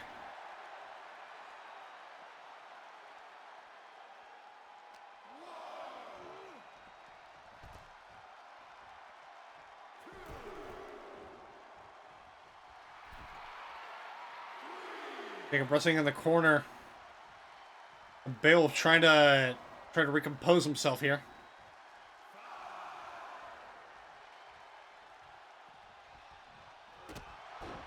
Oh, but a kick to the gut. Wolf kicking him away.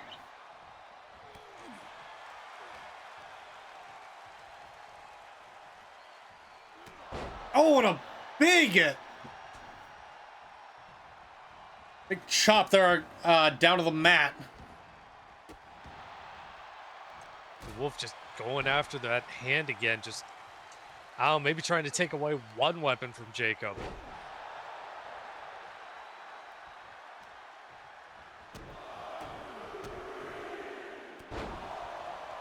Oh, and I think Jacob just busted Beowulf open.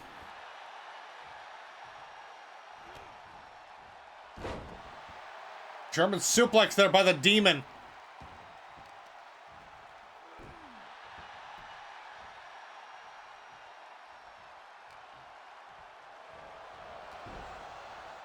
Here we go. Oh, drop kick to the side.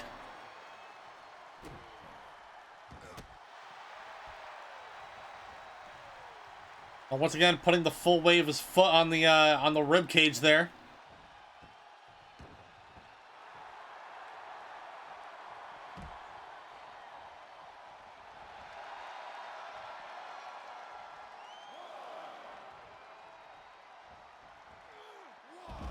Oh! Went up and over, but Beowulf dodging out of the way.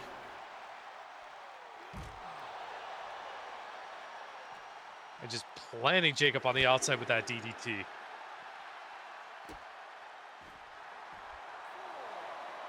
You know, it's almost like Wolf is starting to take this a little personally. A little bit. He had that modified sharpshooter locked in. Obviously, no submission attempts can be made. Well, they can be made outside of the ring. You just can't win from them. But you can sure as hell weaken your opponent.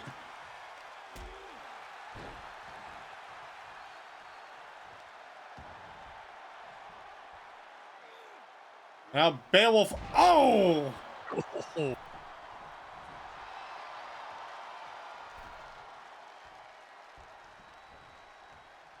Might tweaked his shoulder or his rotator cuff off that slam. It just fall away suplex there.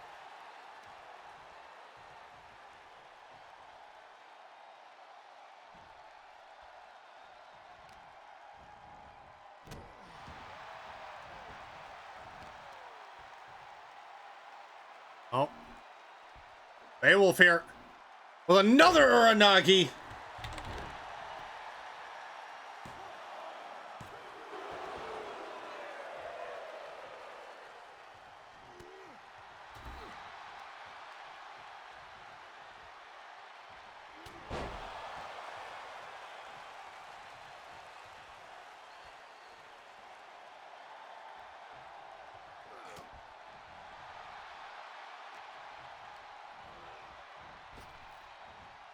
A sling blade by Jacob. Getting back into his feet now.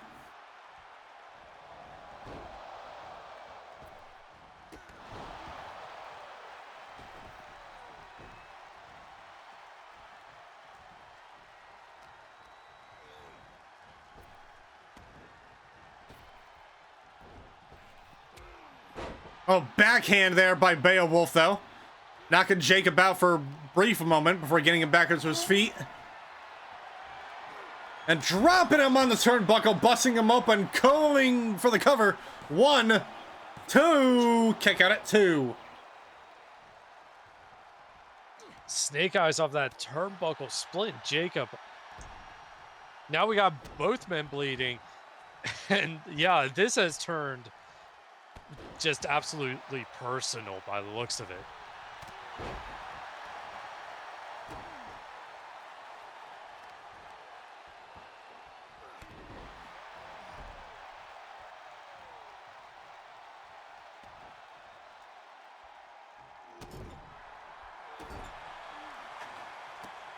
They got a Beowulf in the corner there. Beowulf though catching the leg, dropping him down. A vicious knee strike to the face.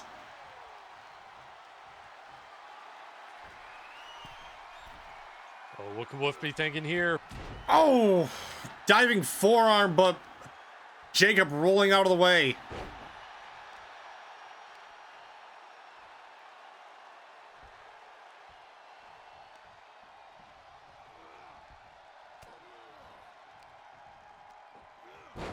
Oh!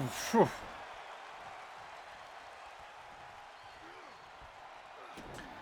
Famous are there though.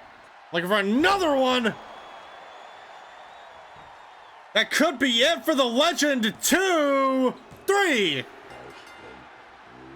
And here is your winner, the Demon, Jacob Storm.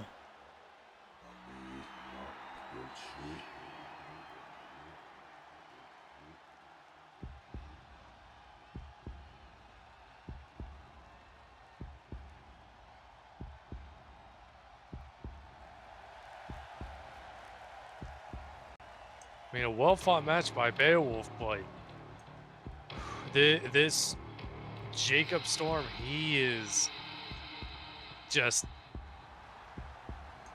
I don't even know the right way to put it. I would say inhuman, but I mean, I think that this kind of speaks for itself. Right, exactly.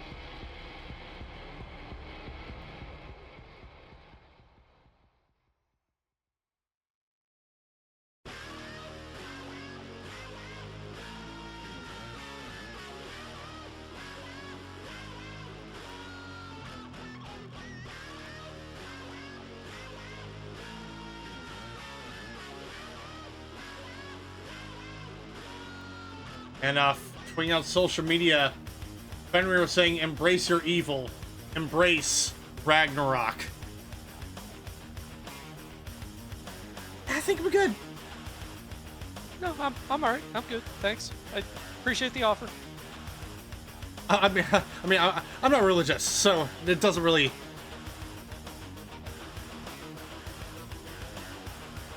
faze me none. But we got one more matchup here before we get into our main event here. Another member of Ragnarok coming out. And before we get into that, tweeting on social media, Katsuni saying, "And this is why I offered it, you gentlemen in the booth protection. Damn demons." I wouldn't attempt Ragnarok if I were you, Katsuna. If I'm being completely honest. But let's go ahead and head down to ringside for this next matchup.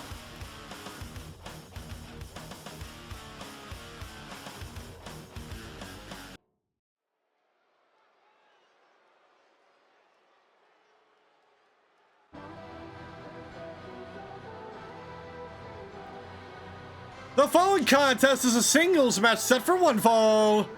Introducing first, representing Ragnarok, she is the goddess Hel.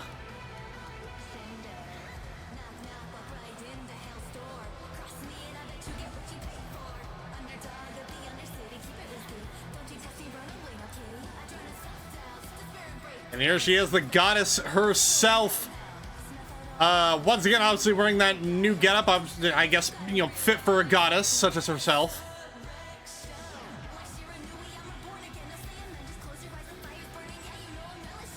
I can only assume that Alma is looking at her from the back with ill intent. I would not doubt it. If Alma is probably back there, just probably staring absolute daggers into any monitor she can find. I wouldn't be surprised if she happened to be hiding under the ring, just to. Huh. You know what? I don't know. It'd be amazing to see. Didn't just jinx it, did I? I don't know. She's not really under there, is she? I mean, we're not out there, so I don't know. Huh. Oh boy.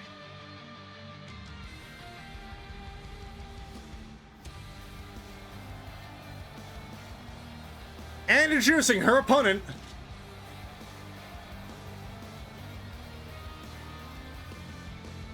Representing the Four Horsemen, Marisol Summercrest.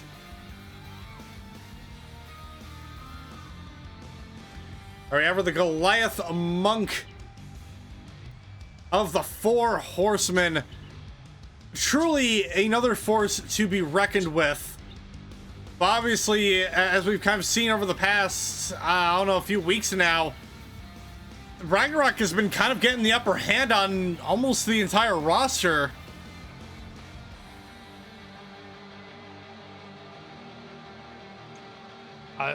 If anybody can take it to Ragnarok, it is the half elf, half Goliath monk. Marisol is a joy to watch, and I can understand why Pain and the Horsemen decided to recruit her. Yeah.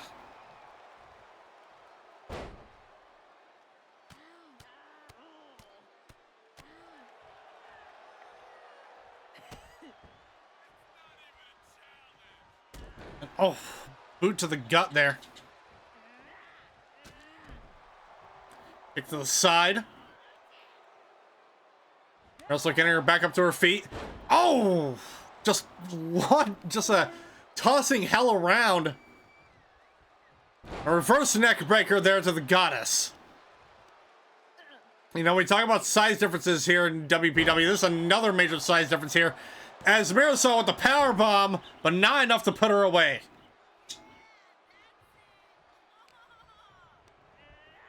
Again, that classic matchup of borderline David and Goliath proportions. One built for speed, the other built for strength.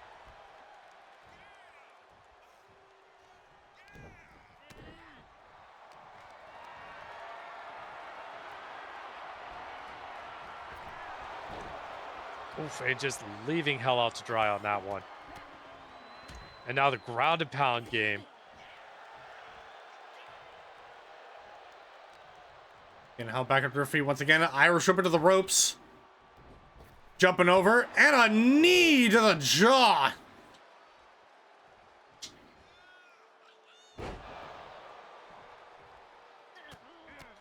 Almost looks like Marisol is out for a little bit of retribution to what Hel did to her her sister in arms, Alma.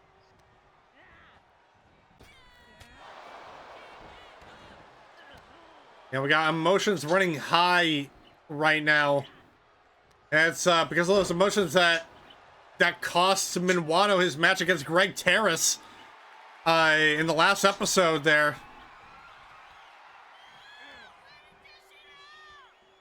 It'll be interesting to see if those emotions are still running high with Minuano as he prepares to defend his championship in your main event next.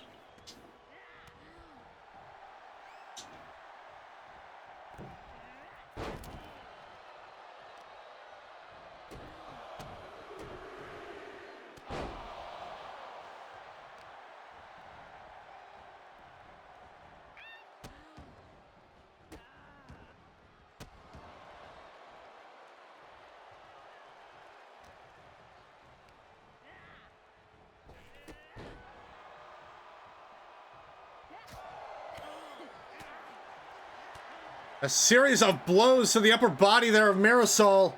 And oh, face planting into the mat. A maneuver off the top turnbuckle. Marisol rolling out of the ring. Wise choice there. But Hel, oh! Oh, Corkscrew maneuver to the outside.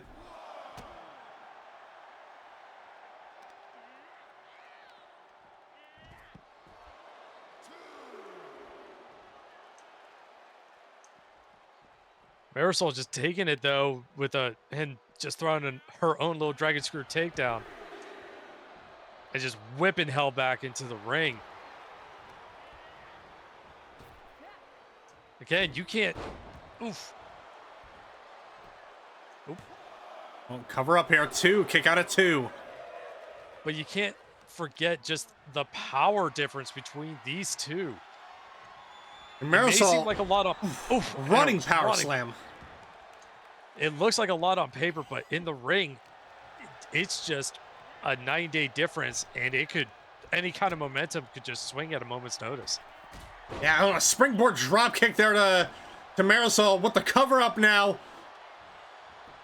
Keeping the arm from getting the ropes there, but it's not enough as Marisol able to kick out the count of 1.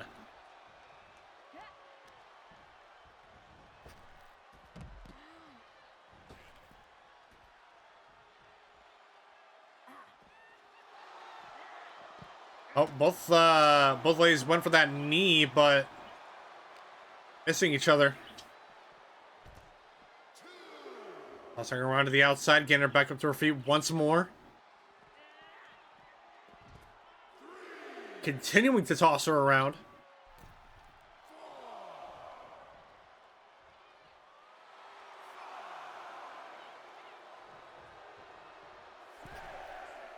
Hel back on the inside of the clothesline by Marisol.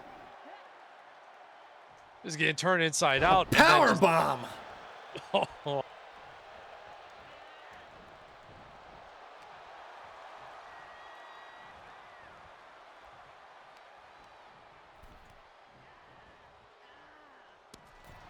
Punching that arm on the ropes there. Fireman's carry now. And leaving Hel hung up to dry.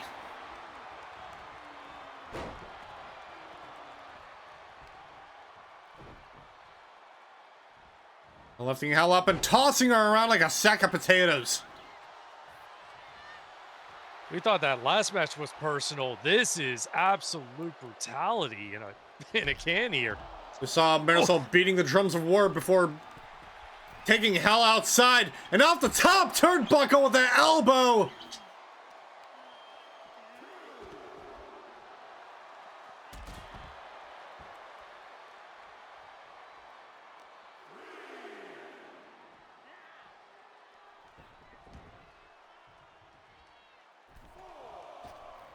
Oh, Marisol went for something there, but Hel jumping over her.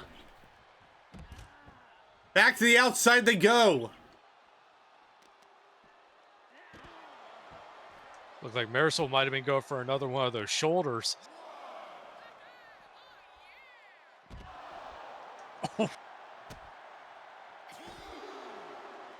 Now these two get so close to that ramp. Those where there is no padding and no mats.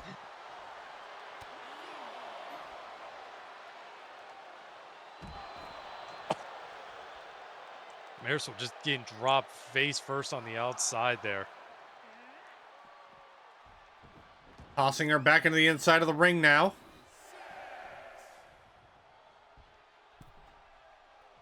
Eyeballing her prey before heading back inside. And Hel, oh, a springboard moonsault. 1, 2, oh, kick out at 1.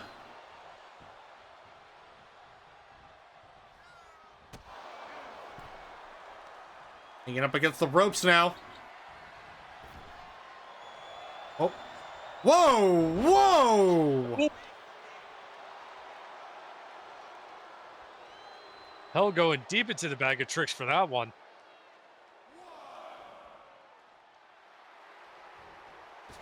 Oh, but... Oh, wow. Jumping over the rope, Oh. not even phasing Marisol.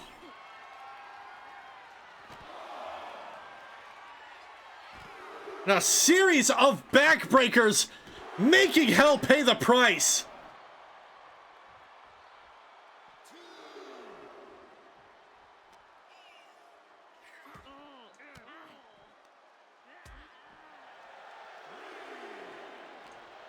I think Marisol might have multi-classed into Barbarian there to just eat that one. Mayhaps. Hel back up to her feet, rolling her back to the ring.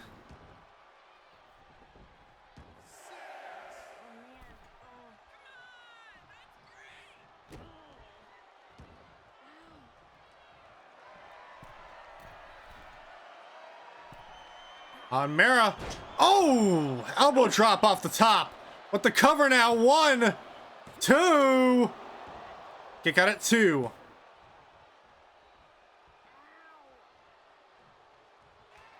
Now frustration showing on the face of Marisol. Just an absolute. And, oh! Big uppercut. Oh no. Oh, whoa. Hel appearing from behind like it was nothing. Oh!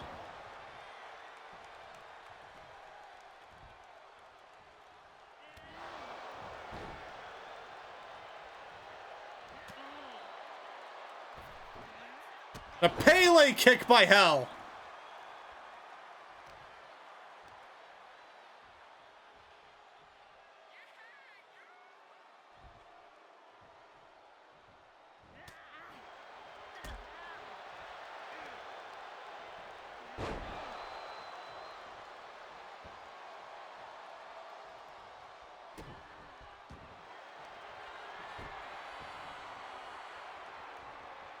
Oh. Just embrace locked in very briefly. The height of Marisol managed to get her feet under those ropes. That's one benefit to this size advantage. Just, you are a lot closer to those ropes. Oh, Marisol going to the top once again. Telling Hel to get back up. Oh, and a diving shoulder.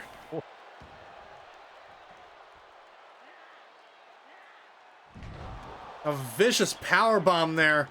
Into the ring, looking for a second power bomb. Here we go. Oh! Oh. It's just two brutal power bombs. Knee to the stomach there. And Hel, oh! Springboard moonsault going for the cover. 1, 2. Kick out at 2.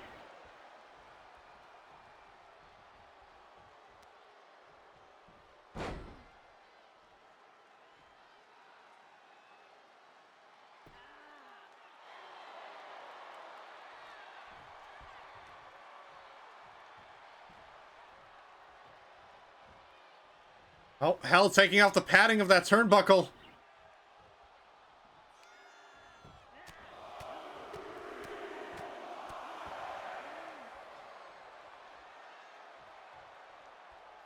Marisol wisely trying to get out of the ring, get a little bit of separation of some sort.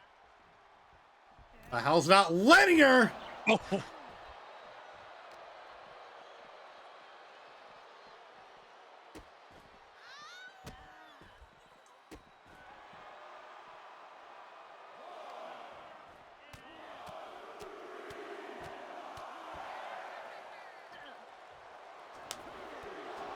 Oh, knee to the jaw there by Hel.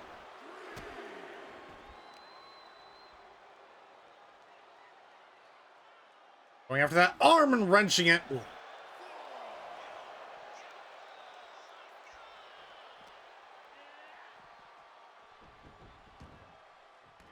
Back into the ring now.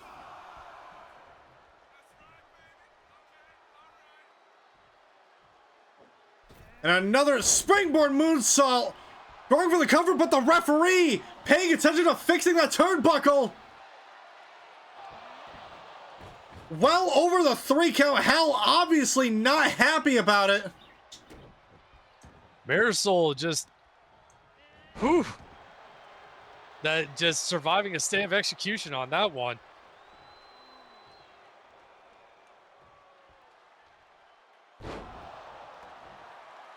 Flat slam by Marisol. Going for the cover. That could be it. 1, 2, and a kick out at 2.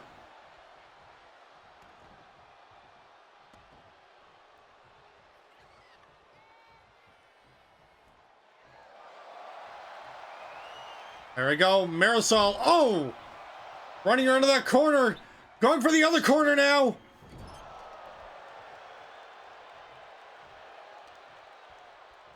It was so nice she did it twice.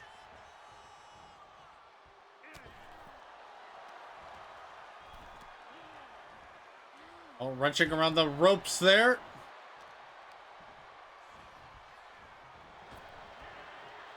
Over the kick. Oh no, kick to the jaw.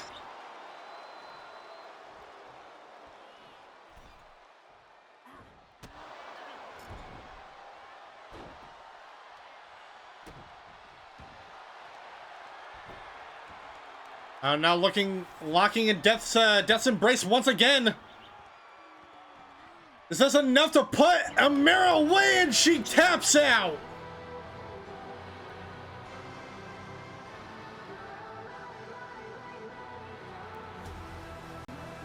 And here is your winner, the goddess, Hel.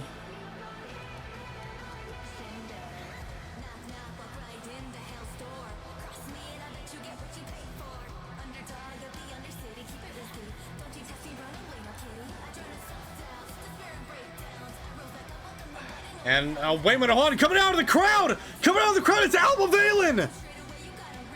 Alma Valen with an attack from behind!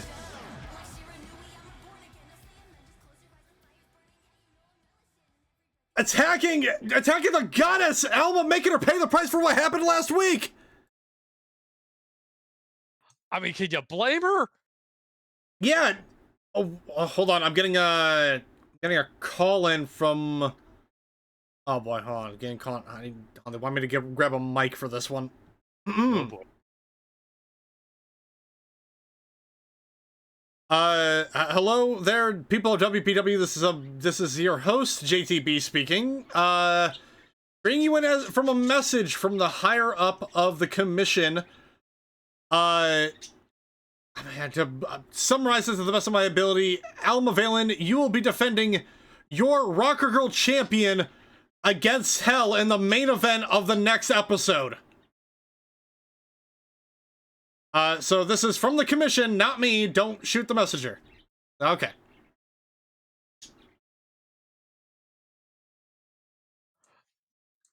Okay, something's got to be up with the commission on that one.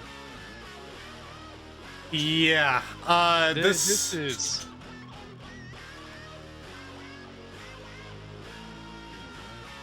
you know what? Something doesn't smell right, is what I'm gonna say. No. Yeah, that's... something is not right with this. And, you know, for as much as I would love to not have announced that match to not just the WPW audience, but directly to Alma and Hel as they were in the ring, it is unfortunately my job. But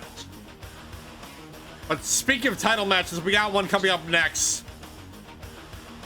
So, ladies and gentlemen, it is time for the main event. Minuano defends his Rockerboy championship against the Beast Fenrir. And that matchup is next.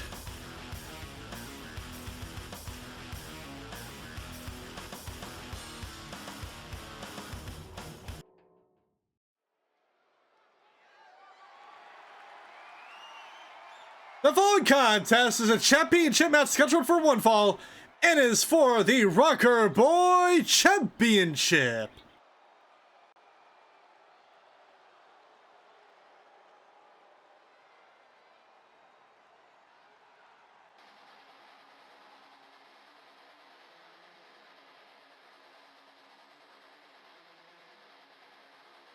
Here we go, ladies and gentlemen. It is main event time, and here is the man, your former Rockerboy champion, going for it once again in a rematch. And now we have the sudden, the sudden update here with the news now that Alma is gonna have to defend her Rocker Girl Championship against Hel, her first title defense.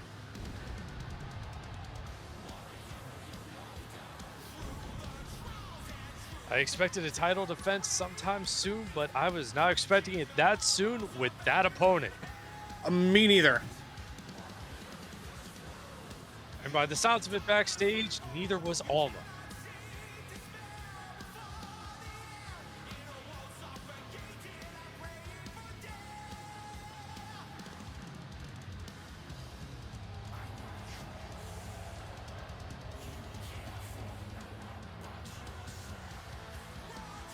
Here he is with that lantern of his. Telling Beowulf in his statement earlier, if he wants the truth, look for the lantern.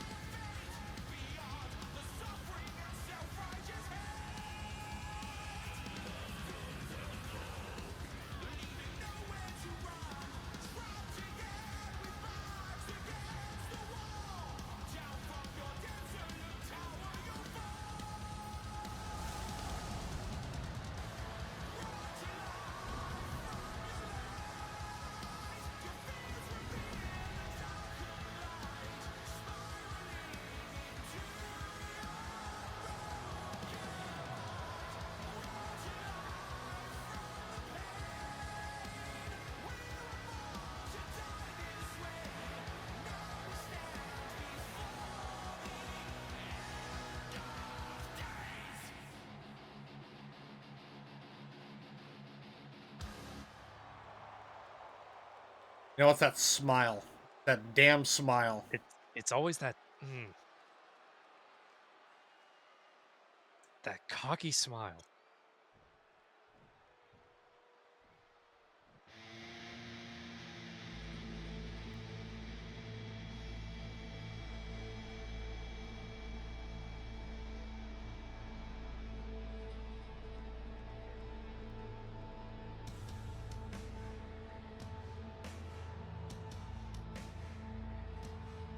Here he is, the Rockerboy champion himself, Minuano, one of the four horsemen.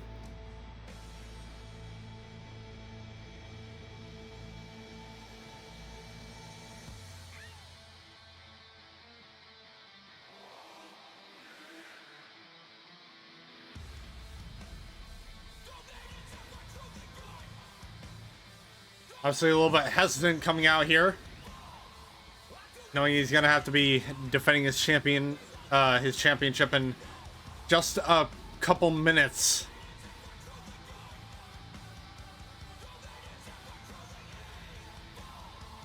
But to me, you know, as it always does, trending on social media, it's hashtag #WideSperado.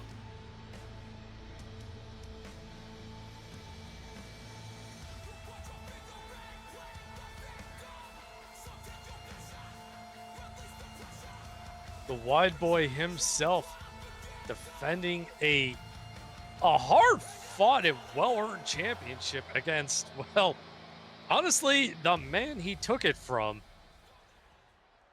But again, just all of this stinks. And we saw Alma come from the crowd here. Here's the big question.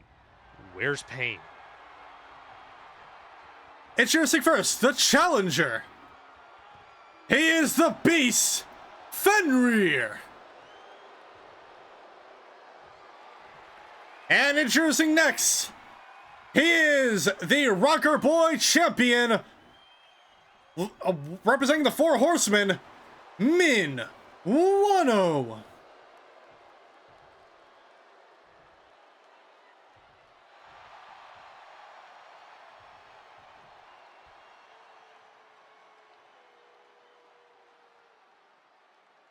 And that is a really good question. Like, where is Pain during any of this?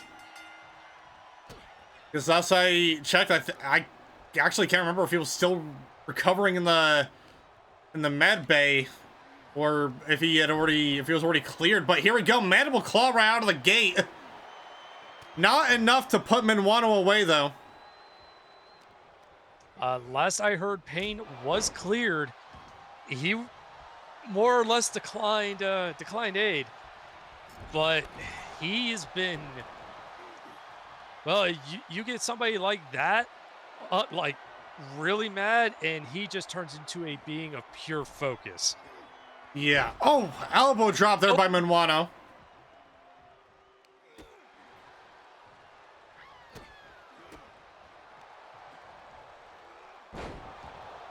And a vicious German suplex there to the beast. Followed up with a knee to the face and another knee. Looking for a third knee.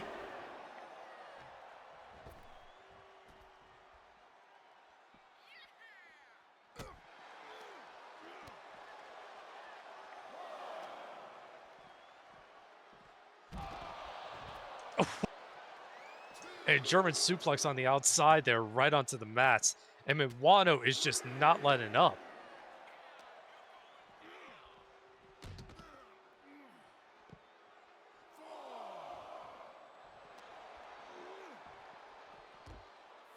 Right to the barricade again. Minuano laying the beat down onto Fenrir. Oh! Big boot to the side of the head there.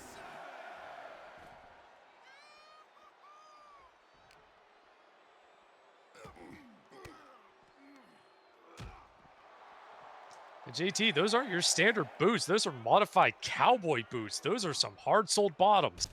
Yeah, very, very dangerous up close.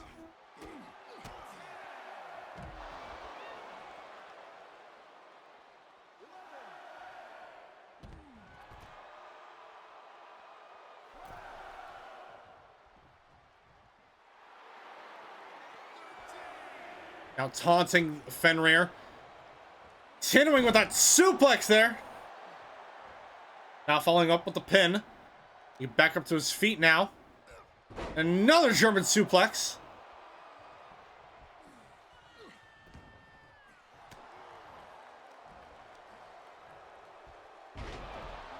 Bridging suplex here. And kick out before the count of one.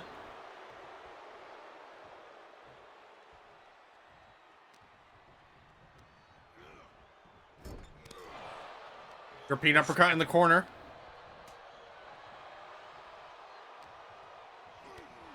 And now Minuano out here like he's got an axe to grind too. A belly to belly, just barely lifting Fenrir up.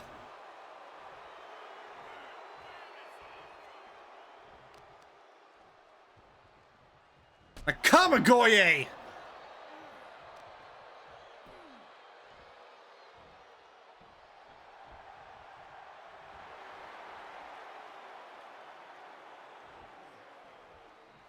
It looks like Minuano has gotten an upper hand on his emotional state tonight.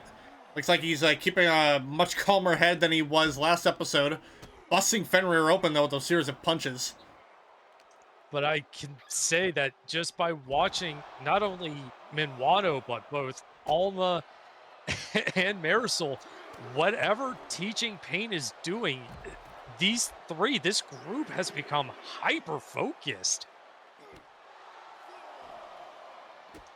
I don't know if he's teaching them how to properly channel those emotions, but just something in the teaching has definitely made all three of his faction mates just that much more dangerous. Yeah, we got I guess oh, cave-in though by Minuano. Fenrir attempted that tequila sunrise on the outside of the ring. They're at the count of 8. Attacking that arm there of the beast.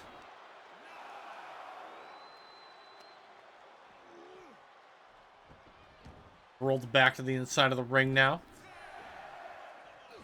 Both back into the count of 10. A suplex there by Minuano.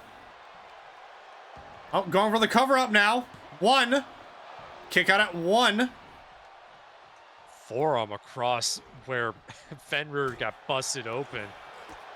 Just a little extra saw in the wound. Ooh, vicious DDT. Ladies and gentlemen, once again, this is your main event title match here on a non-pay-per-view.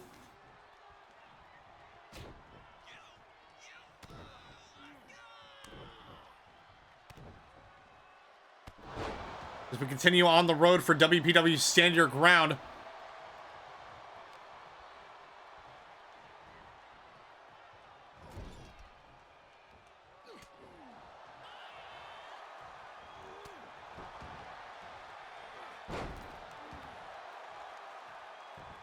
Looked like Fenrir got just got the very edge of a Superman punch, followed with that senton, trying to get some offense here with a hard whip to the corner. Oh, lifting up Minuano, but the weight of him, that 420 pounds. And a 50 cal out of nowhere.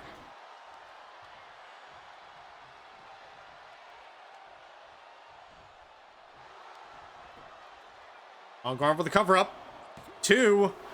Kick out at 2.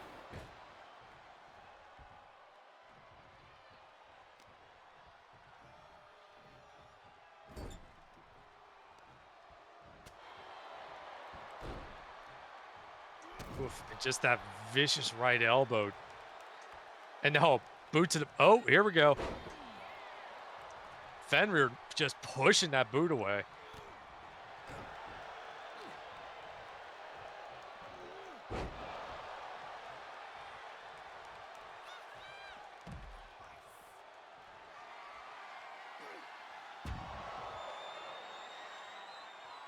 Minuano, the elbow to the outside.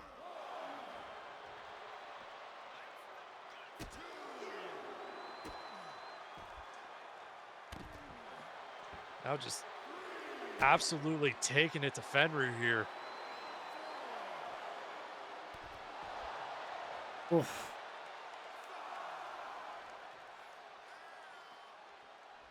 Oh, Minuano. Oh!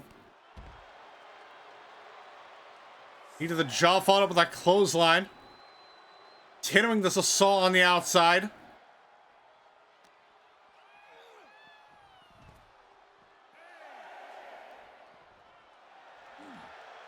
Oh. Brief slap across the face there. Fenrir taking exception to that.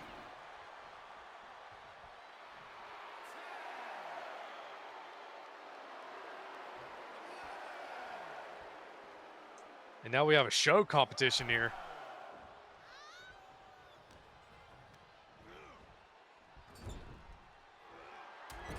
Oh, here we go. Fenrir with the Gungnir. What? Whoa! What's happening? It's Beowulf! Beowulf! What? And Fenrir catching him. He kind of expected this, but Beowulf's still getting him though. Where the hell did Minuano go?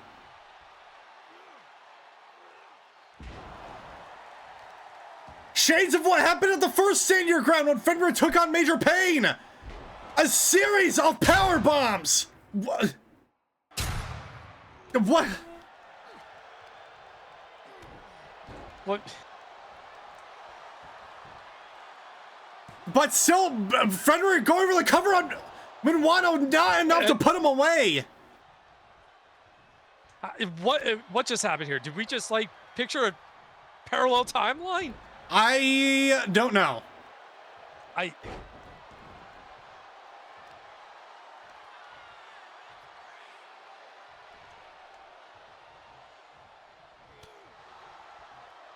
And I think what disturbs me the most, Wolf Totem out of nowhere! Going for the cover, 1, 2, 3! Here is your winner, and Stu! WPW Rockerboy Champion, Minuano! I think what disturbs me the most about it is that, judging by what we just saw, Fenrir knew. He knew that was gonna happen. I wonder if that meant he knew he wasn't even gonna win the championship to begin with.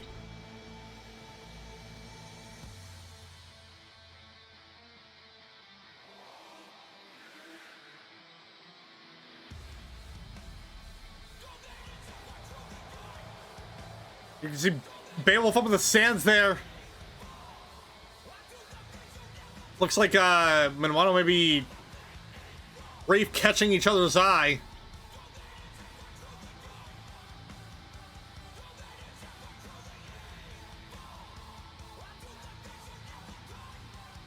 Well, Minuano successfully retaining his championship this week. Now we have to wait and see, is Alma going to be able to successfully defend her title when she goes up against the goddess Hel? Only time will tell, ladies and gentlemen. But that has been your main event of the night and a great way to cap off this episode of WPW. But before we go, we go away for the night, Montgunnery tweeting on social media saying, "Okay, Commission, give Beowulf a title shot now." Now it's the rule apparently. That's a choice of the Commission, not I don't know. That again, something weird is happening here in WPW. We don't have the answers for at the moment. But that is where we're gonna go ahead and end things off for tonight here, ladies and gentlemen. But so I have been your host, the Killjoy JTB. And this has been my broadcast partner, Andrew Jensen. And we will catch you guys next time in the underground. Have a good night, everyone, and see ya. Hey, y'all.